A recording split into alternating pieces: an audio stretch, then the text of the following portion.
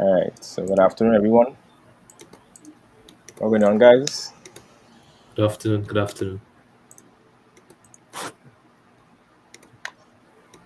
So you all know what we came here to do. So, guys, hold on there. All right. For some of you all who don't know the faces, right? These are the co-hosts of Guru Football. So Jared on the left hand side there, top left hand side. Well, Ismail, his camera's off on the right hand side. And you can see the names Jordan, Jordan, sorry. Right. And apparently I talked to Radar below there. Good day, everyone. You know, a little kind of interference there, right? Spontaneous. All right. So guys, you all know what we come to talk about. So Friday was the World Cup group stage draw. Uh, so some interesting groups. So let me post up the image.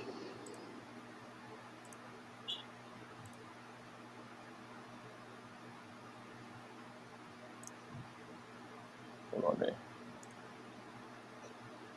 But I got tab. Good day, everybody. Okay, so Good day. just pull up the World Cup group stage.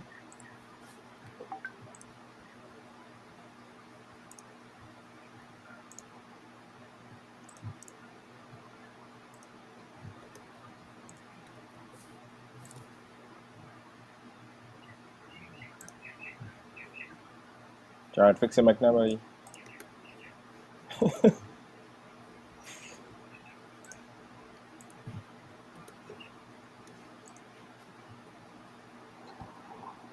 All right, so you'll see, right? Yeah. All right. Jared, you fix it, Mike?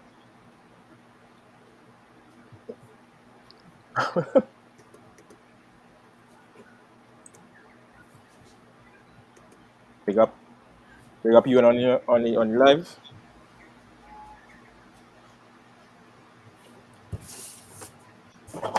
Big up data analysis boss you on.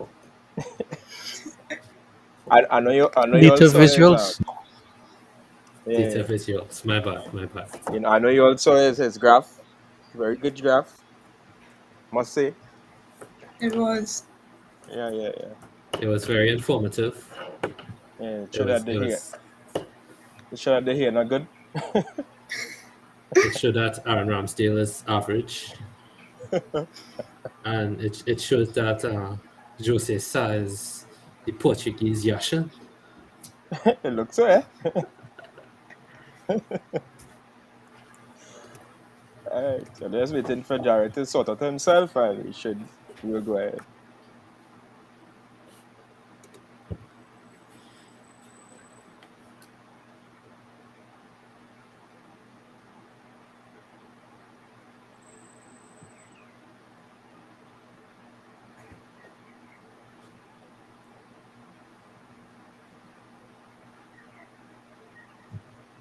Jared, Man You out always here. use my little virtual background there. yeah, man, no problem. Man out here in the boardroom. Yeah. I'm a little dirty. We'll clean it up for next time, don't worry. Alright, Jared say go ahead for the well-being. So guys, how you all find the World Cup groups looking there? I think they're quite balanced, actually. Really? I don't think there's like a.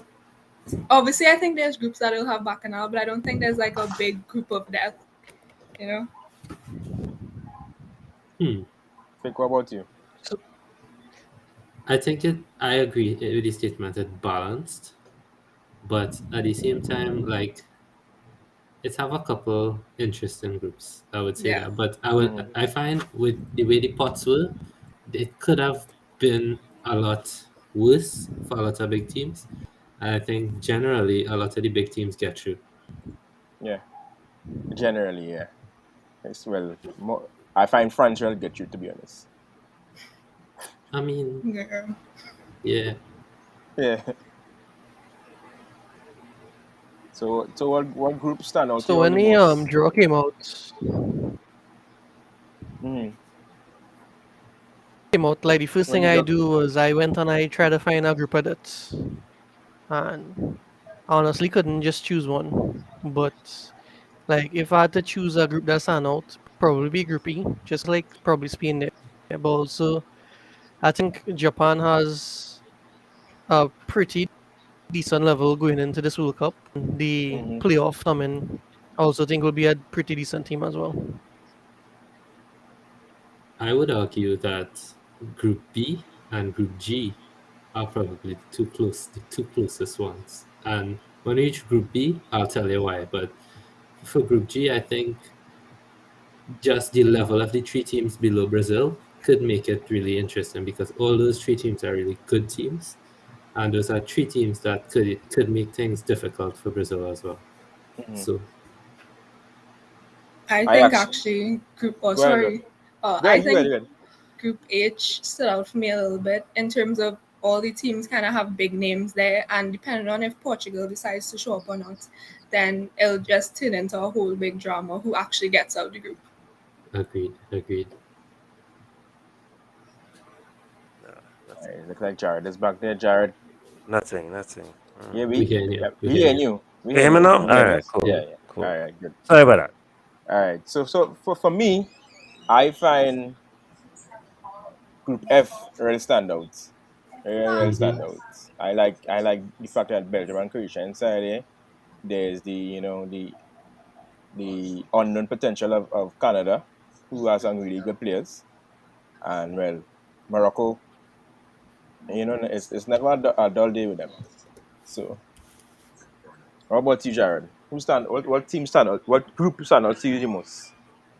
Um, I was very intrigued by H.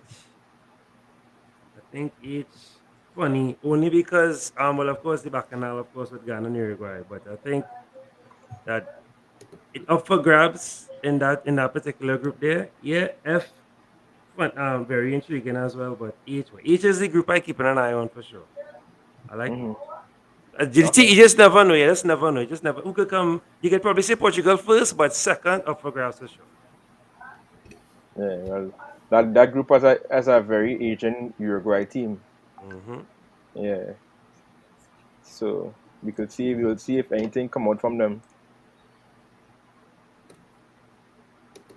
All right. Let me say he's here too. Good afternoon, sir. So maybe we talking about which group stand out for us the most. So what group stand out for you the most there so far to me? You hear me right, Quan? Yeah, we hear you.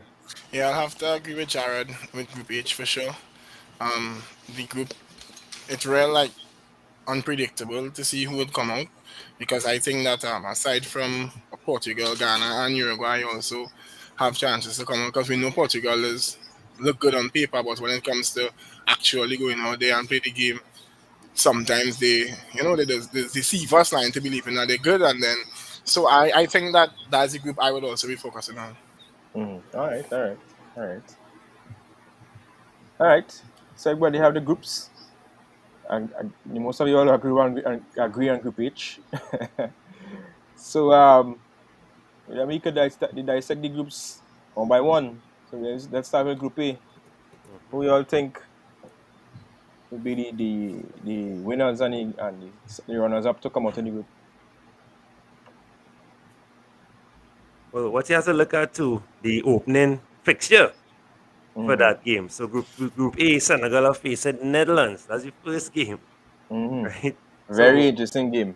very interesting. So from the start, the two favorites, I would say, if that's a safe thing to say, I think the two favorites of the group, um, that would be good to see that clash. I am back in Senegal for sure because I followed AFCON very intense this season here, and Senegal look great. And if you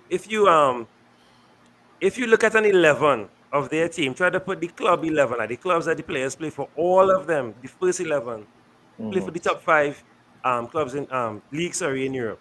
So Senegal alone on paper are very strong. Of course, they can't discount Netherlands. They have Van Dijk in the back, Depay in solid form. But for me, Senegal, Netherlands, for me, I will call them as the top two to come up. The rest of you'll agree, or you'll see and Shaka for probably from Ecuador. I agree. I do think Ecuador have the star power to match Netherlands or Senegal. I think Ecuador, when I think about the Ecuador team, other than Enner Valencia, and Enner Valencia does play out of his skin for Ecuador, mind you. Other than him, I don't see like anyone really in the Ecuador team. I think they have some guy who's played for Brighton, but I don't think he ever had a first team appearance or something like that. But other than that, that Senegal team is full of stars, like front to back. Even their bench have stars. And well, between Senegal and the Netherlands, to see who will come out first, I think Senegal actually have a stronger team. But I think just Netherlands being in Europe and the standard that they play to, I think would generally be higher. So I think it's actually neck and neck. But I would actually say Netherlands might pick them. And we know, Netherlands have a certain number 9 who I champion consistently, and Weghorst. I would like to see the Senegal defense, Koulibaly versus Weghorst, be a lovely battle. But enough of my Burnley propaganda for the while, enough of that. Sorry. I think Netherlands first, Senegal might finish second. All right. This might So I'd sound have like to agree this with might sound everything like that was a said so far. Go ahead. Oh, sorry. Yeah, this might sound like a dumb question, right? But like, I've never seen Qatar's national team play, so No, sorry. I don't know what to expect from them at all. I could help you out there. So Okay. so Gold Cup, they were brilliant. They were very close to causing a lot of trouble, and they have some pacey wingers and attack, some good defenders. Now, obviously, because of I think this is the best group they could have hoped for, considering the other groups that I'm seeing. Qatar not too bad. If Qatar could nick something at least from Senegal or Netherlands and then deal with Ecuador, you never know. They could easily nick us 6 points. They just need something against Netherlands because of the team that they have. One, and the players are young, fairly young. So I can see them. I don't know names because the names are very difficult to pronounce, but based on the performance from Gold Cup, yeah, they have a very decent team. Very, very decent. To add to Jared's point too, in groups like these, 4 points and 5 points would be enough. 4 points could be enough to qualify. It have instances where teams with 3 points can qualify. So, it's about just nicking something against one of those two big teams. Yeah. That's why the Senegal Netherlands game is so key. So if depending on who loses that, it has to target that team as hard as possible and try and get something from that game. And as I said, they beat Ecuador. Boom, 4 points, as they rightfully say, could be more than enough. Yeah, so I'm now watching their Gold Cup performance there, the Gold Cup run. And they were knocked out in the semi-finals and only to USA. So yeah, that's it. They're a solid run. Yeah. They're a very solid run. I follow them. Yeah, solid run. Yeah, and the game that game was And 1-1. USA surprisingly have a standard right now. So you think of USA and you don't really think of football, but their MLS standards there now has risen plenty so far. So what I was gonna say is like I agree with everything everybody said so far, but like when I see Group A, the thing I want to see the most besides Senegal play is I want to see some exciting football from Qatar because Qatar has invested so much in terms of resources into their football nationally, and we will just ignore all of the World Cup bids and all of that for now, but the players that they have invested in, they had high level of coaching, high level of football footballers coming across to talk to them and all of the different things. So I really want to see exciting football. So that's what I'm really looking forward to. Besides, well, obviously, Senegal. Mhm. Okay. To me, what about you? I am. I completely disagree with your expectations from them. I think yes, it is the best group that they could have gotten. However, I I see them finishing last in the group. To be very honest, that's my perspective. I see them finishing last. I think that you know Gold Cup standard and World Cup standard is two different standards altogether. I think it's a lot of pressure as well. So as much as they had a good run, I just to be honest with you, I just don't see them, making a note in the group. That's just my perspective. Okay. So you're saying that Netherlands win the group and Senegal are your runners. Okay. Yeah, Then we can correct. move on to Group B. Oh, before we move on to Group B, players to watch from that group. Mhm. We all thinking. The We entire all have. Senegal squad. Yeah, the entire yeah. Facts. Facts. You all need to go and look that up, Go and put up the 11 and look at the club badges on the players. I'm telling you. Forget I could money. I Still could have Ismail Sarr and stuff. I Like, they're could pull full. up. I could pull up. I just looked it up. I could just put Bruh, up for you all to show you bruh, all the team that played against Egypt that bruh, qualified. Let me show bruh. you all. Mendy. We even said about Mendy. Mendy in the post. Like, nah, man. Right. So you all seeing here, right? Yeah. So it's Mendy in post. It's Koulibaly, right? Well, I don't know these three guys. But then midfield is Idrissa Gana Gueye, Bonassar from I think Bonassar plays for um Bayern Munich, right? Then there's Naples Mendy who plays for Leicester. Sadio Mane is Ismaila Sarr, Bouladia. And then in And addition then to that, they have Keita Balde, they have Sheku yeah, Kouyaté. They, exactly. So they have some well known names. And it's a strong team, a very strong team. So who knows? And the thing too, what gives them the edge? Most of these guys play in Europe, so they get in that development, getting that structure, getting that Mhm. technical ability. So don't just because they're from African nation, and you think most of these players play outside. So that's another thing, and they play for a high standard too. So that's another thing to look out. one more thing you to add, right? Senegal got cheated, in my opinion, in 2018 in the group Mm, stage. They got knocked out in the group stage, mm. not by goals scored, because they had the same number of points as Japan, the same goal difference, same number of goals Yeah, scored. the fair play Senegal thing. got knocked out because of yellow cards. Mm. You Yeah, know, Mhm. yeah, yeah, so fair play. that is, I think they would have a chip on their shoulder because of that they would want to prove that they could get to this group. I Yeah. think they would be coming hard. Yeah. So you all think that if Egypt was qualified instead, they would do it as good as Senegal. Well, they would do as good as Senegal as we think Senegal would. No, No. No. no. Nah, I don't think so. Well, Mm-mm. Okay. all respect you to Egypt, but Salah kind of carrying Earl hard there, boy. Yeah. Yeah. It's true. All right. So to me, I ain't hear you know. We're talking about, right? I asked you from the group who's the players are you are watching. No, well, I agree with the what was said before about the lineup. By the way, sorry for my camera being off. I kind of have some technical difficulty with my system. But yeah, I also would look at this youth man. I think he plays for Dortmund and he plays in Netherlands. Daniel Oh gosh, Malm. yeah. Daniel I Yeah. actually find that he's a talented youth. Mhm. I think it was in Euros. He would have. I don't remember the stat. He would have scored. I think it was 3 goals or something like that. Correct, coming off the bench. I believe playing second striker for Tepe. If my memory serves me right. I know Vicar all the stats to help me out here. I don't have the stats for this, but yeah, he impressed at the Euros as well. Yeah, Correct, he did. correct. So And I expect him to do the same. Going into this tournament as the well. thing with the Netherlands is we saw at the Euros they played at a 3 at the back and they played with a 4 at the back. At the Euros they didn't have Van Dijk, did they? And that is something. I don't think Van Dijk was No, there. they didn't. I know you Anna's in the chat. He could probably let us know if he. I don't think Van Dijk was there.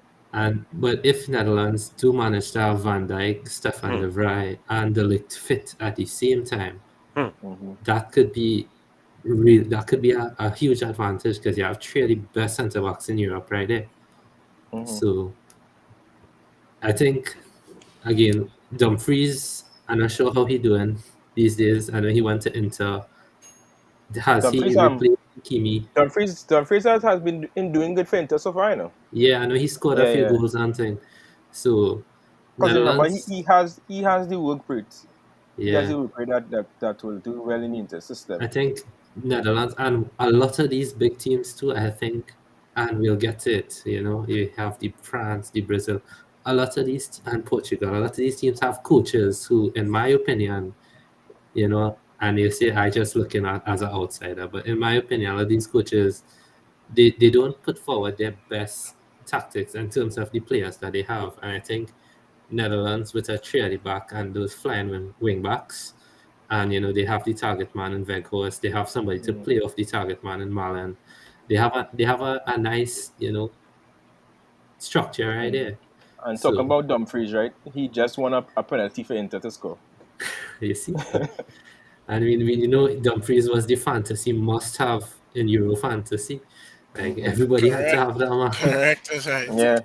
So, you know, he's a very attacking fullback, and I think Netherlands, if their coach manages to get their structure right, I think Netherlands could potentially upset a lot of people in the tournament as they go forward.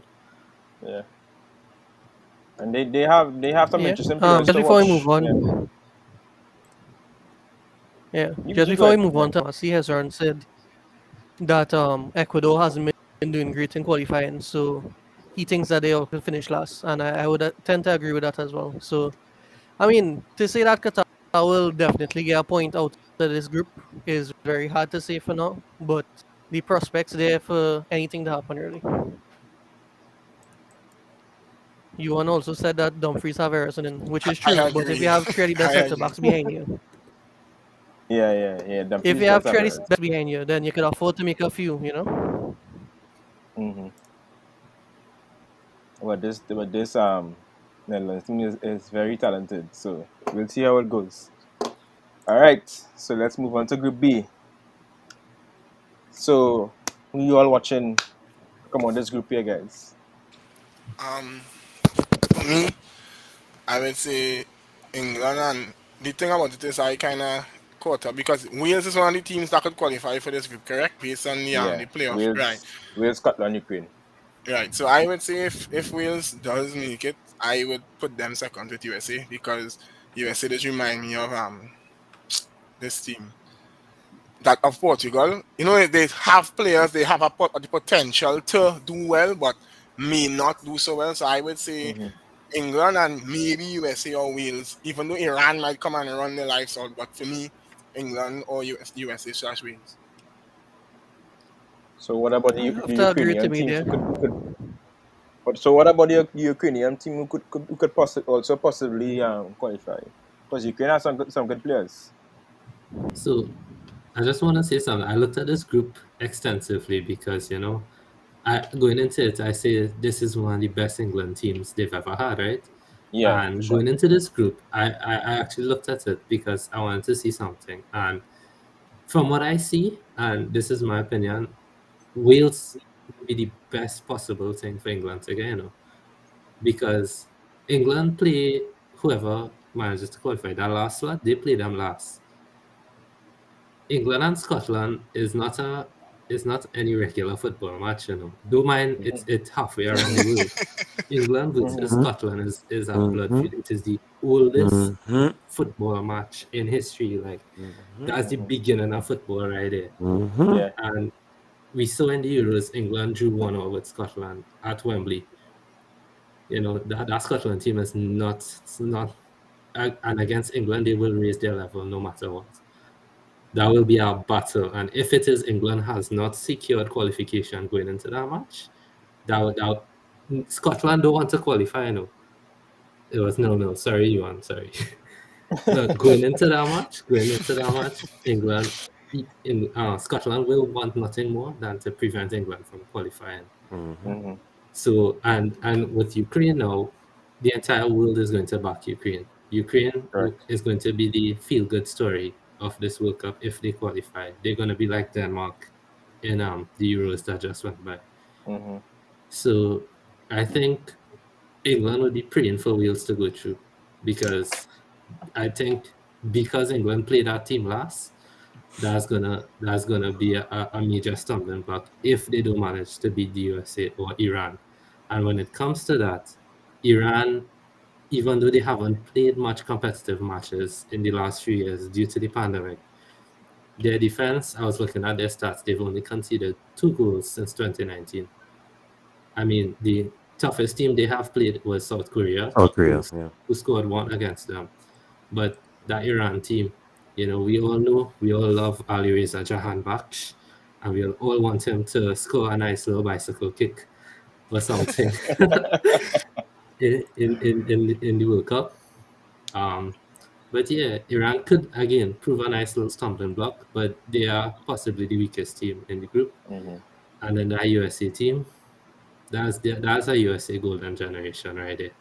And they may be preparing for 2026, where they're going to come out with full force at home.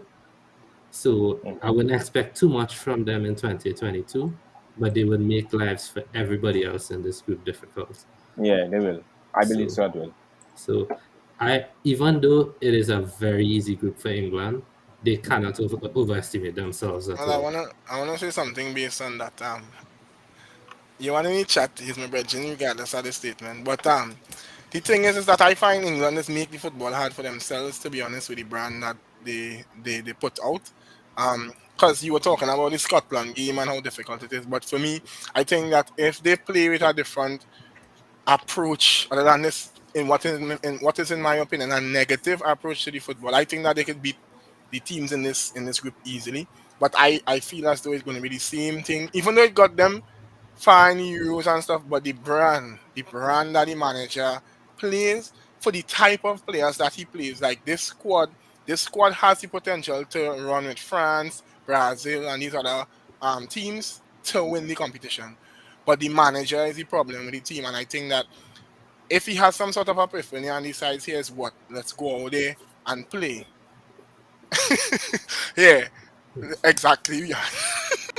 Yeah, if you go out there with a different brand, a different philosophy, a different mindset, and stop being scared, because I feel it's like he's more afraid of losing than actually trying to win, and that's wrong now. That's the wrong approach to the game, and I think that is why they would struggle. But if it is, they go there and let the players express themselves and that kind of stuff. Even with Harry Maguire in the back, my God.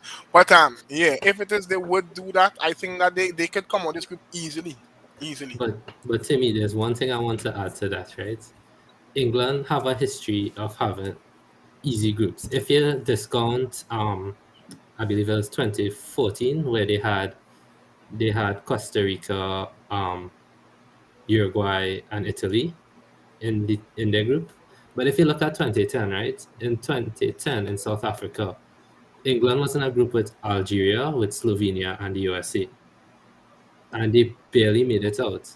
They made it out thanks to they scored 3 goals in the groups.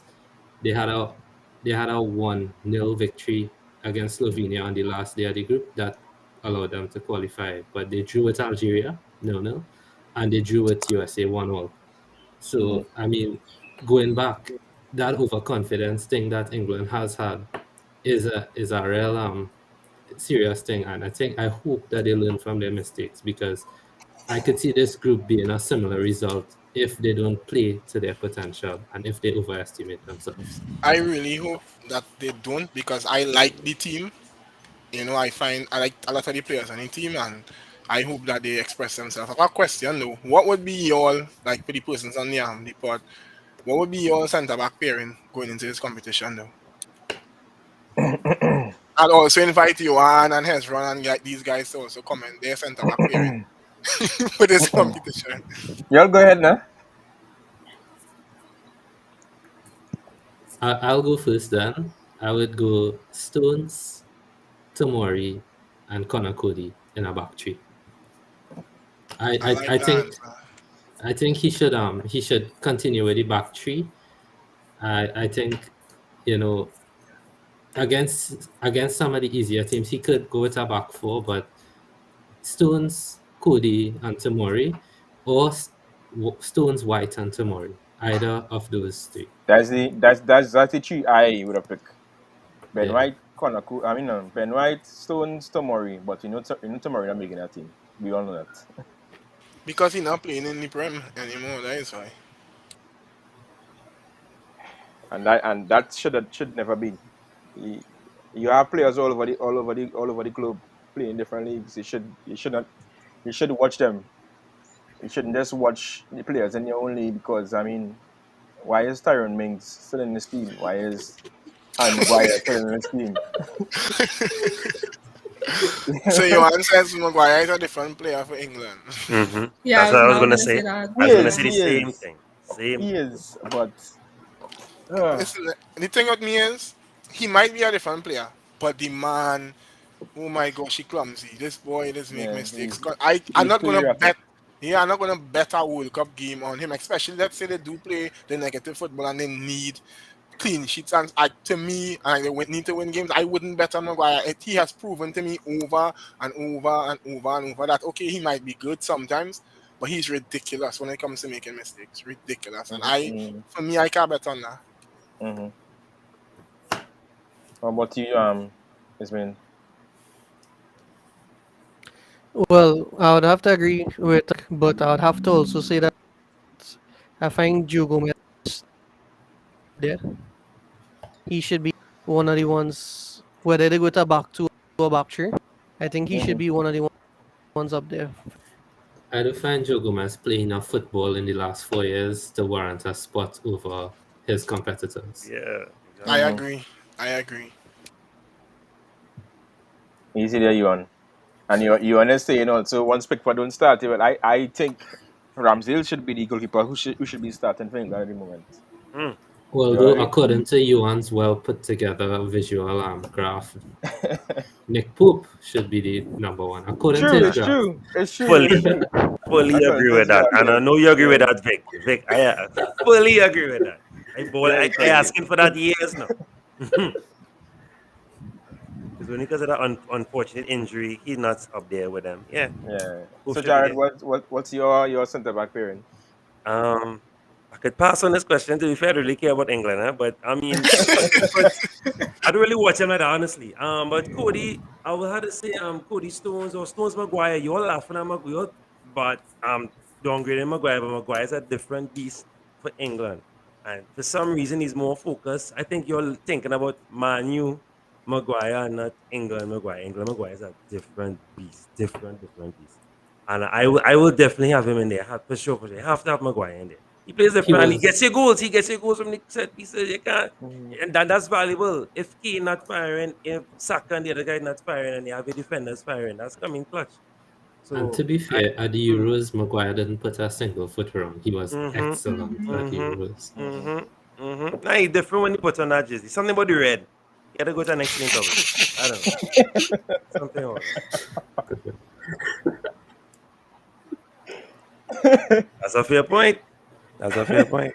Is it devil on your jersey, boy? Is it devil on your jersey? Right. But I don't really watch England like that, but of course, but yeah, I think you have to have Maguire in your backline. Have to. Mhm. All right, all right. Not in your fantasy backline, but have him in England backline for sure. All right. Well, then we could move on to the potential runner-up. One of the potential runner-up in the group is USA. What's your Mm. who you all watching from this USA team? Because they have stars, eh? They have Christian Mhm, Pulisic. mhm, mhm, Uh, mhm. They I was have actually gonna they have if they give Fiorina. Pulisic freedom, if he Yeah. get the freedom to do his thing, because I find he's a very talented player. I don't know Mm-hmm. what is going on with him. Sometimes he's kind of malfunction for Chelsea, but I believe that if it is he gets the freedom to go there, express himself, do his thing, I think he could actually be a terror, like, even for Mm-hmm. England in this group. Mm-hmm. And a lot of the USS players play in Europe. There is Gianluca Buzia who plays for Venezia. There's Ricardo Pepe who plays for Augsburg. You know, there's Timothy Weah who plays for Lille. So a lot of them have, you know, a European experience. So Not only that too, I mean, they have Weston McKennie, plays Yeah. for yes, it's true. Juventus. I was They going to have It's mention true. him. Serginho, I Yes, was it's going to true. mention It's him. I true. was going to mention him. they have Yep. Serginho You Dest, know, plays for there's Barcelona. yes, they have Joe Scally who plays for Mönchengladbach. You know, And they have the dribble merchant himself, Gio Reyna. yeah, And don't forget Timothy Weah. yeah. I mentioned Timothy Weah. Yeah, solid. You know, so they have a lot of guys out there. So I think this USA team in 4 years' time, when they're all mid-20s, that would be a sick team. And they have a mhm, World Cup at home. yeah, Everything lining up perfectly, I think. yeah. I forgot about Brendan Aronson who Oh plays for gosh, I'm a boy. who plays And for last time, Salzburg. and then they have the Man City keeper as well, Zach Yeah, Stefan. Zach Steffen. Yeah. So it's a really good team going that they're carrying to World Cup, and hopefully they could give a lot of these teams in this group some pressure. I was speaking to, so I did a World Cup a group stage reaction on Friday, and I was speaking to a fan from USA, and he was saying that he's not happy with the current centre back pairing. He's saying that because they're MLS based, and he was saying that those guys Mhm. and they don't have that 90-minute focus.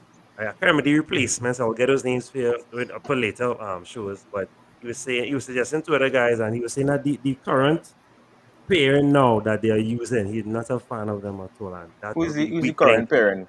The same Tim yeah, Ream? yeah. He's saying that those current pairings right now are not as strong as some other.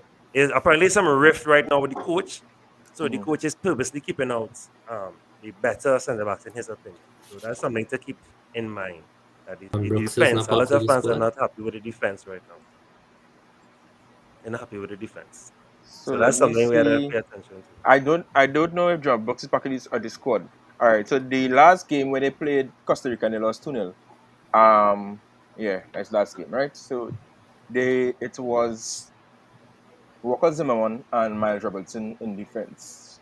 Right? Because for sure, you know. Zimmerman is a good defender. Miles Robertson is up and coming. But normally I know John Brooks and probably Tim Parker is play in defense. So I'm not too sure. If you had a USA fan here, we could probably confirm that. But yeah, Yeah, so that's but just other than something that, to keep back with them. The defense, but the keeper for sure, solid keeper. Mhm. and then you want to say in there, Gio Reyna is USA's best player, and he could feel this could be a breakout TFM. It's possible, isn't it? It's I wouldn't say possible. he's their best player. I believe that's still Pulisic. I But agree with that. Is yeah, that being biased or that's honest? no. Just I, asking. I Just agree. asking. That is Just not asking. being biased at all. I don't like Christian Pulisic for Chelsea, to be honest, because he's too injury prone and he takes a lot to get going.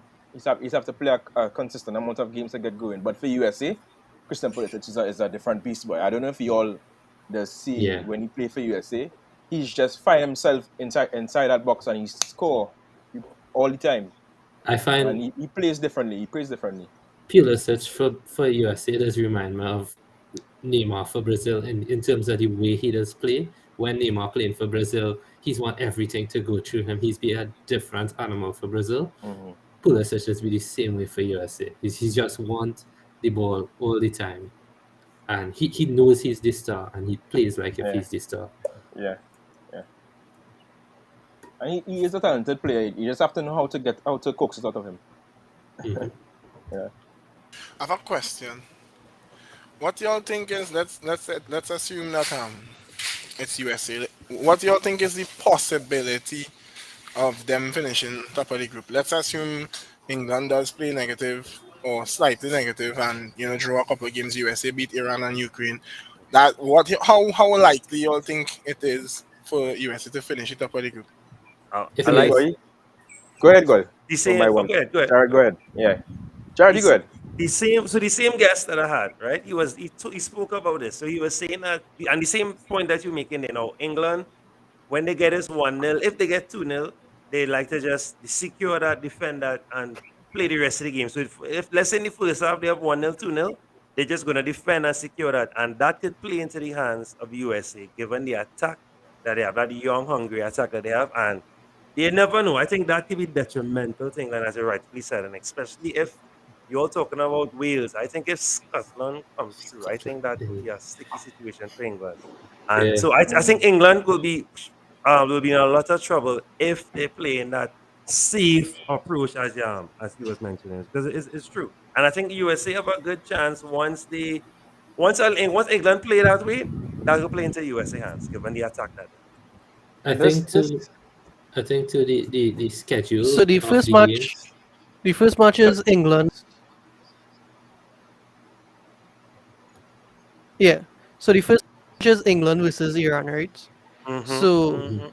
once that goes to a draw, USA hands, because USA, if they beat whichever team qualifies, Correct. whether it be Wales, Ukraine, or Correct. Scotland, Correct. England next. And Yeah, if they Mhm. win the first match, they win the second, they set to top that group easily. yeah, well poised. Very that it could happen. Nothing, but to answer your question, yeah, it very much could happen. Yeah, it's possible. But let's talk about this England team. This England team is way too talented. Way too talented. You can't say Right? that one. You can't say that. No, You I can't say no, that. I know I can't say that, right? But let's say Southgate wasn't the coach, right? Let's say it was somebody else, right? This England team is way too talented to me. When And let's that's say, the point I was making previously. Sorry for cutting you off. mhm, That's the point I was making previously when I was saying that I'm hoping that he learns because, to be very honest, coming out the group to play. Let's say they come second, USA, and they mhm. draw and they come second. Coming out the group to play most likely Netherlands. I don't think that that's a game they would want to experience. Even though Senegal might be a tough game as well too. Senegal But will I be don't a tough game. right, but I don't think that I being honest, based on the past and all of that, they would rather I think they would rather play Senegal than Netherlands. That in my opinion, right? I just Mhm. feel as though Can I ask you something? sorry. Has Gareth Southgate ever let England down as a manager? You let the fans down as a manage. No, but being real, right? Being real. Has Southgate ever done anything other than the decisions with in terms of the penalties in Euro 2020? Has Southgate done anything wrong to deserve the the backlash that he gets? Because he took them to a World Cup semi-final and a Euros final after they got knocked out of the group stage in 2014 and around the 16 and 2010. I So think let me the answer your improvement question. has been there. All right. So here's my answer to your question. You're you're looking at it from what the team achieved, right? Mhm. And the thing about that for me is that that's what negative football has achieved. And if I look at it as him going out there and actually doing what he could do, the team probably could have won the Euros gone. The team probably could have gone further in the World Cup. So you're saying that he hasn't done anything to let them down. But he had you really think you are impressed? Like let's be real with the squad that England has and the brand that they play and all of that. You are impressed by what it is they are doing? No, Like for I real? am not. I am not because let's think about it like this. Let's say England play a 4-3-3. England has the potential to play a 4-3-3, right? Very, very similar to Klopp's style, right? So you have your back four. Let's forget defensive centre back pairing. The full backs are Luke Shaw and Trent Alexander-Arnold, right? Your possible midfield could be Declan Rice, Mason Mount, and whoever is the other option, right? If it's Conor Bellingham. Gallagher, if it's Bellingham, if it's Henderson, whoever, right? And then on top you have Jadon Sancho, Harry Kane, and Sterling. That team, right, is world class, right? Well, right. The team is world class. That team is on its day could possibly beat any team in the world, right? So it's weird. It's weird that he's I don't know. He the style of football should be different. The way Dingham plays should be different because of the type of players they have. But I don't know. Timmy, I Timmy think is right. The football is very negative, very negative. I But it think that works, so he will stick with it. To build on what Vikash was saying, yes, you might call it negative football, right? But they also say goals could win you a game, right? But defense will win you a competition or a league or a championship, right?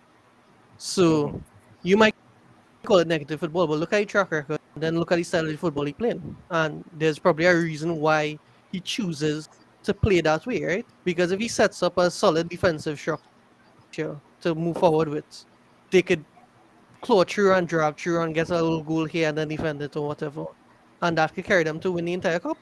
So to say that, the negative football, that's just the style that he chooses to play. Some people would choose to score 7, 8 goals, right? Some of them going one. Look at Atletico Madrid. They have players to play a lot more attacking, but they choose to play a defensive style. And, sometimes it gives them reward, sometimes it doesn't. So it's all a gamble. And Similarly, to add to that point, you would think PSG with a front three of Messi, Neymar, and Mbappe could beat any team in the world. Yo, But- I let's not go disagree. down I that. disagree. Let's not go down that doesn't road make any now. sense. Let's not go down that road now. That point not making any sense to me because it's Let's more not- than just the. It's more than. But I have a question, fam. It's Ismail, right?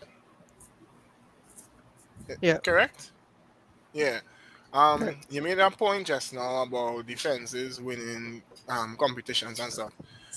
I am not against having a good defense, but is anyone able to explain to me the big teams, like the really big teams that they would have played in the Euros? I think they played Spain, correct, right? Or is England? No, yeah, England no, is England. good, right. So who are the big teams in the last two competitions? Who are the really big teams that they would have faced, played that brand and got past? Let me pull up that for you. Let me go back to the last big tournament, which was Euros. so that would be Korea. Really big teams. I'm talking about France and these teams. Just let me pull up that last. Just trying to get it here. They lost to championship. Croatia in 2018 and they lost to Italy in 2020. Right. Right. Let us assume, so we can now assume that it actually reached that far playing fairly average or let me say crappy teams, correct? Correct, yeah. So, and that's where my point is. It's kind of like based. What goes on when they reach the big teams? They're going to play that brand. You can't move with that brand. I can't see that brand getting past France. I can't see that brand getting past Brazil. I can't see that brand even probably getting past Germany. The brand itself isn't welcoming. It's a brand like if Chelsea playing Norwich, and it's a kind of Norwich brand compared to it seems like that, but you have the players to play something better than that now. That's just my opinion. And I think that will I mean, hold them back if granted- it comes to that approach. Granted, they did Go beat ahead, Germany Granted. recently, yeah, but they did beat Yes, Germany but that recently, Germany team, so- that Germany team was yes, it was a good team, but they were horrible then, right? I don't think they could beat this Hansi Flick team now. It's But just I an could be opinion. wrong. Eh? I It's would just an say- opinion, so everybody have a valid. I would point also of say view, but Croatia that's in the Euros was I would also say Croatia in Euros would have been a good team, and they did beat them in the group stage as well. So I mean, I get what you're saying, like when they come up against the big teams, they don't want to be holding on to that brand of football, but at the same time, it depends on the mentality of the players, right? The brand of And I football think- is one thing, but if the players buy into that brand, then you're set, right? No, but what would they? You mean if they? Okay, so you're gonna tell Jadon Sancho, Ryan Sterling, Harry Kane to buy into that brand? Well, Sancho already play, and I don't think he will play going forward. But the stars, Which is the wrong. attacking players, Which is wrong. I have no comment about that. But right? I think that the defensive players buy into it, and I guess the team understands that it's what they're using to win. But I think if you give them the option, they would want to play more freely, especially the front players. That's just my opinion again. I think too, I agree with what you're saying. That to me, I agree. But the thing is, If it is he going to play a back three, Sancho can play. If it is he going to correct. play a back four, Sancho or Saka plays at right wing. And I actually think on form Saka deserves a real good shot. The man playing I agree. out of his skin right now. And I really like Bukayo Saka. But I think it all depends. I think Southgate deserves this tournament to see. This tournament is going to be Southgate's like this is how far he can go. And if he hits a wall, then England needs to say, all right, you had your chance, and now we need to improve on you. I think this is his biggest test, and it's his major test. He's shown he can get them far in international competition. He shows he has a brand of football that it may be negative, it may not be the best use of the players that he has. I mean, we discrediting Phil Foden, Jack Grealish. England have so much attacking talent, so much. True. But there's only 11 spots on the field, and I think after this tournament, you could build to the next Euros and you could build to the next World Cup by utilizing and building the team around the Foden, the Saka, the Bellingham, But I think as of right now, I think Southgate, and he deserves this chance to really show whether or not he could bring it home or not. So what you consider success then? Then he have to win? No other option but winning? Well, considering he's made semi-final and then final, I think now this is where you put all your cards on the table. You have to go for it. You had to bring it home. If you don't bring it home, because a semi-final result would be considered a step back from being in the finals of Euros, for example. I would love to see your breakdown of the groups and who finishes where they're gonna get knocked out. I can't wait for that part of the show. Yeah. Anyway, guys, enough about Group B, right? Let's move on to Group C, where we have Argentina, Saudi Arabia, Mexico, and Poland. So, who are your winners and runner-ups of this group? We start with Jared. Well, my team is Argentina since I'm small, so Argentina, Poland. That's my call there. What you, Vic? I like Mexico team. I like this guy, the better swinger, Diego Lainez. That guy, when he on form, he looks really good. Do they have enough to beat Poland? Mexico versus Poland. That's a 50-50 for me. I'm not sure. But I think I would go Argentina, Mexico. I think Mexico just have that more international experience, and the current crop of players that they have more acumen at international competition. So I would go Argentina, Mexico. All right, Jordan. Yeah, I have to agree with that. Argentina is my team as well, so no matter what, they were going first. But yeah, Mexico, I think, will come second. Poland just seems like they depend. Well, I don't know, but it looks like they depend a lot on Lewandowski to score the goals. So next thing he's not feeling to score the goals now, then they're not scoring the goals, Whereas You always feeling to score. Always feeling to score. Yeah, but if let's just say he having an off day and he don't feel to score, Mexico has more of a team that I feel like they have more outlets that they can score the goals and get the points. Yeah, Mexico is a really talented team, to be honest. Especially in the front line. Ismail, what about you? So on the flip side of that, Jordan, what if he feeling up on it? What if he say, all right, today we played Argentina, today I get a hat trick, today we get 3 points, Who getting the ball for I hat going with trick? Argentina and Mexico. I going with Argentina, then Mexico. You can't the ball for the hat trick? And the man. Can I just remind you, Matty Cash plays for. I was not going to say that. And I just remind you guys that please for Mateusz Poland. Kaszki. And I just remind you guys Moda plays for Poland. Right? Just reminding you guys now. That's all I say. And he also has Zelensky. Zelensky loves to score a goal. And Piatek is still talented. I don't understand. But Zelensky loves to score a goal in a tournament. Yeah. And you all Yeah, know so on Lewandowski's day, he could destroy Well, any yeah. defense. Yeah. Yeah. Yeah. Still have Milic. Like, come on. Come on. Yeah. Timmy, what I about you? am. Well, I have Argentina and Mexico as well. I think that Lewandowski, the name, the reputation, kind of the sell everybody dreams with our Polish team. So when I say sell everybody dream, yeah, he is world class. He's great, probably one of the best strikers ever. But I've watched Poland enough to know that having him and all the other players you're listed isn't always enough. Sometimes they don't look fluid enough going forward, that kind of stuff. So and Mm-hmm. also in transition. So for me, I know Mexico to be a team, especially in competitions like this. They come out and they run their hearts out, and I just feel as though in this group, the second place is guaranteed. Um, Argentina. Well, it's a Messi, so Messi is, and I think you have a point to prove again. So let's see how it goes. But for His me, I last can't. tournament. So he really has a point to You prove. have a point to prove, so I can't see. I don't see. I see Poland finishing second. If probably Mexico was to draw, what's the first game? What's Poland's first game? No, Poland's Mexico's first. first game. Mexico playing Poland. That's first game. Right. So Argentina Yeah. that started with game, Mexico, Poland. right. So if Mexico wins that game,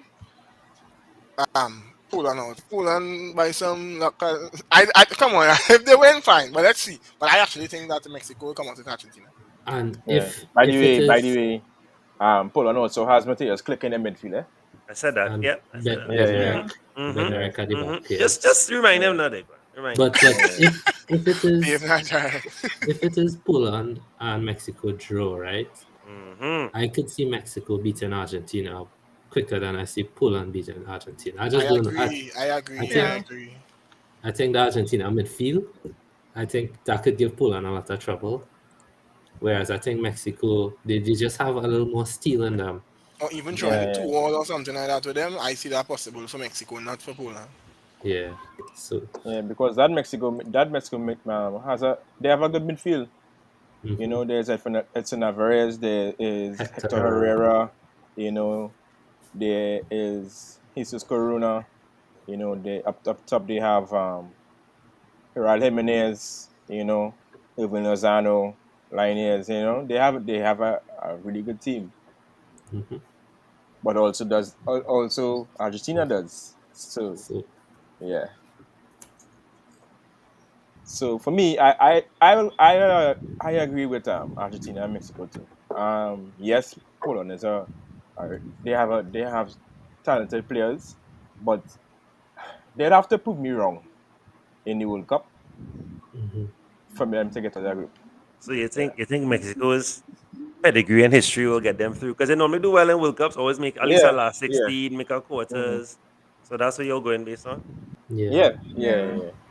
If it's one Yes. thing, Mexico, they have that pedigree and they know how to play in a big tournament. In these tournaments. Fair enough. Yeah.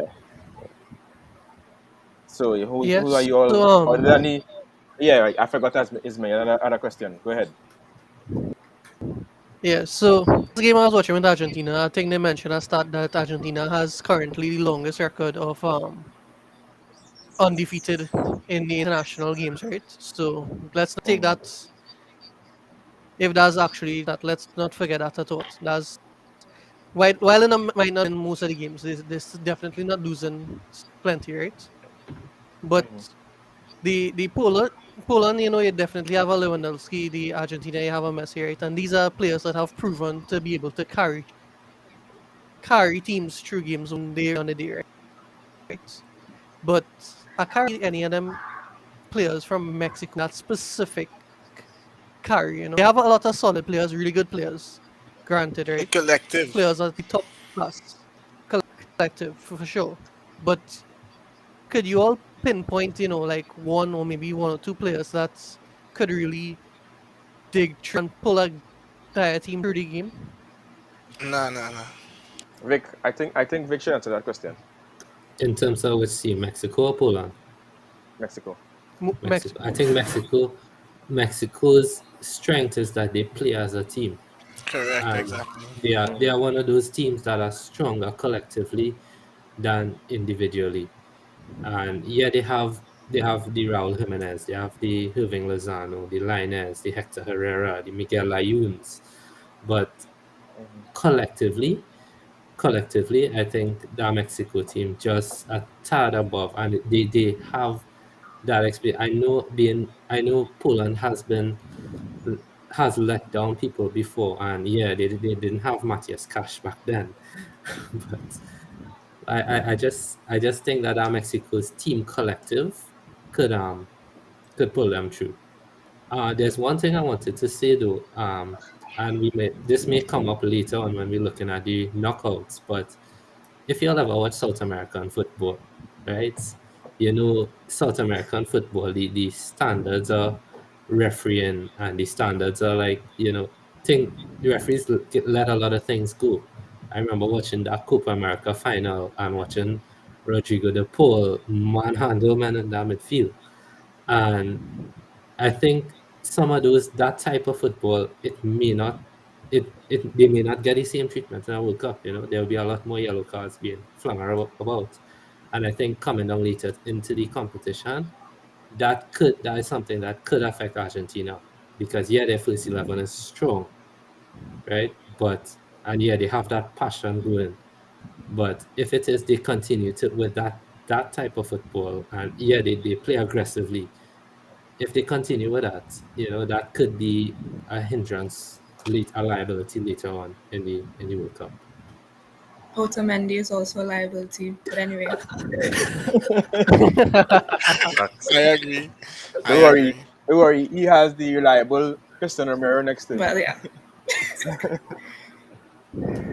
All right, but then. Yeah. Oh yeah. Not so to all mention that, Saudi Arabia. No mention of Saudi Arabia. And I can't really contribute to that card. Never really watch them play. So if anybody yeah, else that's watch, One point for the group. They will draw with Poland. Let's move. come on, Timmy. Come on, Timmy. You're just trying to rile Jared up now. No, that's fine. Saudi Arabia. About Saudi Arabia. Saudi Arabia had a decent run. I'll have to get back to you with the talismans. I mean, for fantasy, I'll definitely be breaking down that later on with the talismans and whatnot. So on the verge of doing some research, but it's too early because the 25s, the 22 or 23 man squad that plays now for any of the teams may not be the same team that plays in World Cup. Correct. Yeah. Fed up seeing Yeah. that, right? We've seen that many times. So yeah, right now I'll get back to you all on that. All right, well, let's move on to Group D then, where we have the last World Cup winners, France, in one of so the they get easiest knocked out to group groups. stage then. I really can't see that happening. Really can't see that happening. And this is one of the easiest groups they could have gotten. We said this in 2002, Daquan was all right. True. We All did. Denmark may present a hurdle, but Tunisia, UAE, Australia, Peru, I don't think any of them. That's Australia or Austria. Not too sure. No? Australia. Australia. Australia, yeah. But yeah, you see? Yeah. So I don't think any of them could present a big. Don't underestimate Tunisia. Tunisia have a very solid squad. Their problem is fitness. Once they can stay fit for this World Cup, and I see a particular set of players, I'll come back to you about 2 months before the World Cup. I have to monitor the health of some of the players, but they have a very solid. That's why I like you here, you know. You pick up the underdogs. Nah, Tunisia not under. Hey, that's disrespect, bro. Not Tunisia, bro. I telling you, Tunisia, one of the solid African teams to watch. I'm telling you. The only player I know on Tunisia team is Wabi Kazri. And there's nobody else. Nah, bro. You see, y'all only studying Senegal, Ghana. I telling you, watch the Tunisia and Morocco. But we didn't reach it yet. Sorry to jump the gun, but Tunisia Watch and Morocco. Tunisia finish the last in the group now. We know about Morocco. Fair enough. Fair enough. Nah, I feel as though Peru would be the team to come through. I might be wrong. You can share your perspective on that from the IC playoff. I feel like Peru would be the team to come through. I see Tunisia finishing bottom of the group. Fair enough. I like the fact that you support the black man and the underdog and stuff like that. I really do. But let's be real. I feel as though France, Denmark, Peru third, Tunisia last, and they could try again. I mean the majority of Which one the best the majority of Tunisia's team is not black, by the way. And you're forgetting about anyway. We'll talk about it. 'Cause, like Hakimi play cricket, they play golf. Alright. No, Hakimi plays for Morocco, I know he play sir. for Morocco, Thank but you. I was talking about the Morocco and Tunisia, the two best Well, teams. okay. No, we Or know we we reach know about Morocco yet? Morocco. We know Yeah, about we know about Morocco. Morocco. We reached Don't it. worry. Right, John, but don't laugh. I say Tunisia. The cash killing himself. Don't laugh at Tunisia. I'm telling you, Tunisia have a very Really and strong truly. team. Alright, let me go to the And remember, World Cup form different. Tournament form Yes, different. And we know that. I Tunisia like are this decent guy. in I like this Tunisia Yeah. are guy. very decent in tournaments. Gerard, Yes, Yeah. I'll give him a number. Jared, I'll give him a number. I like you. I can talk football with you. Big man thing. Alright, but let me talk about the potential runner-ups of the group, Mhm, right? Because we all know who the winner of the group is, right? So, The one that not going to other come than out of the group. oh gosh, That's the winner you're referring to. Oh gosh, Smiley.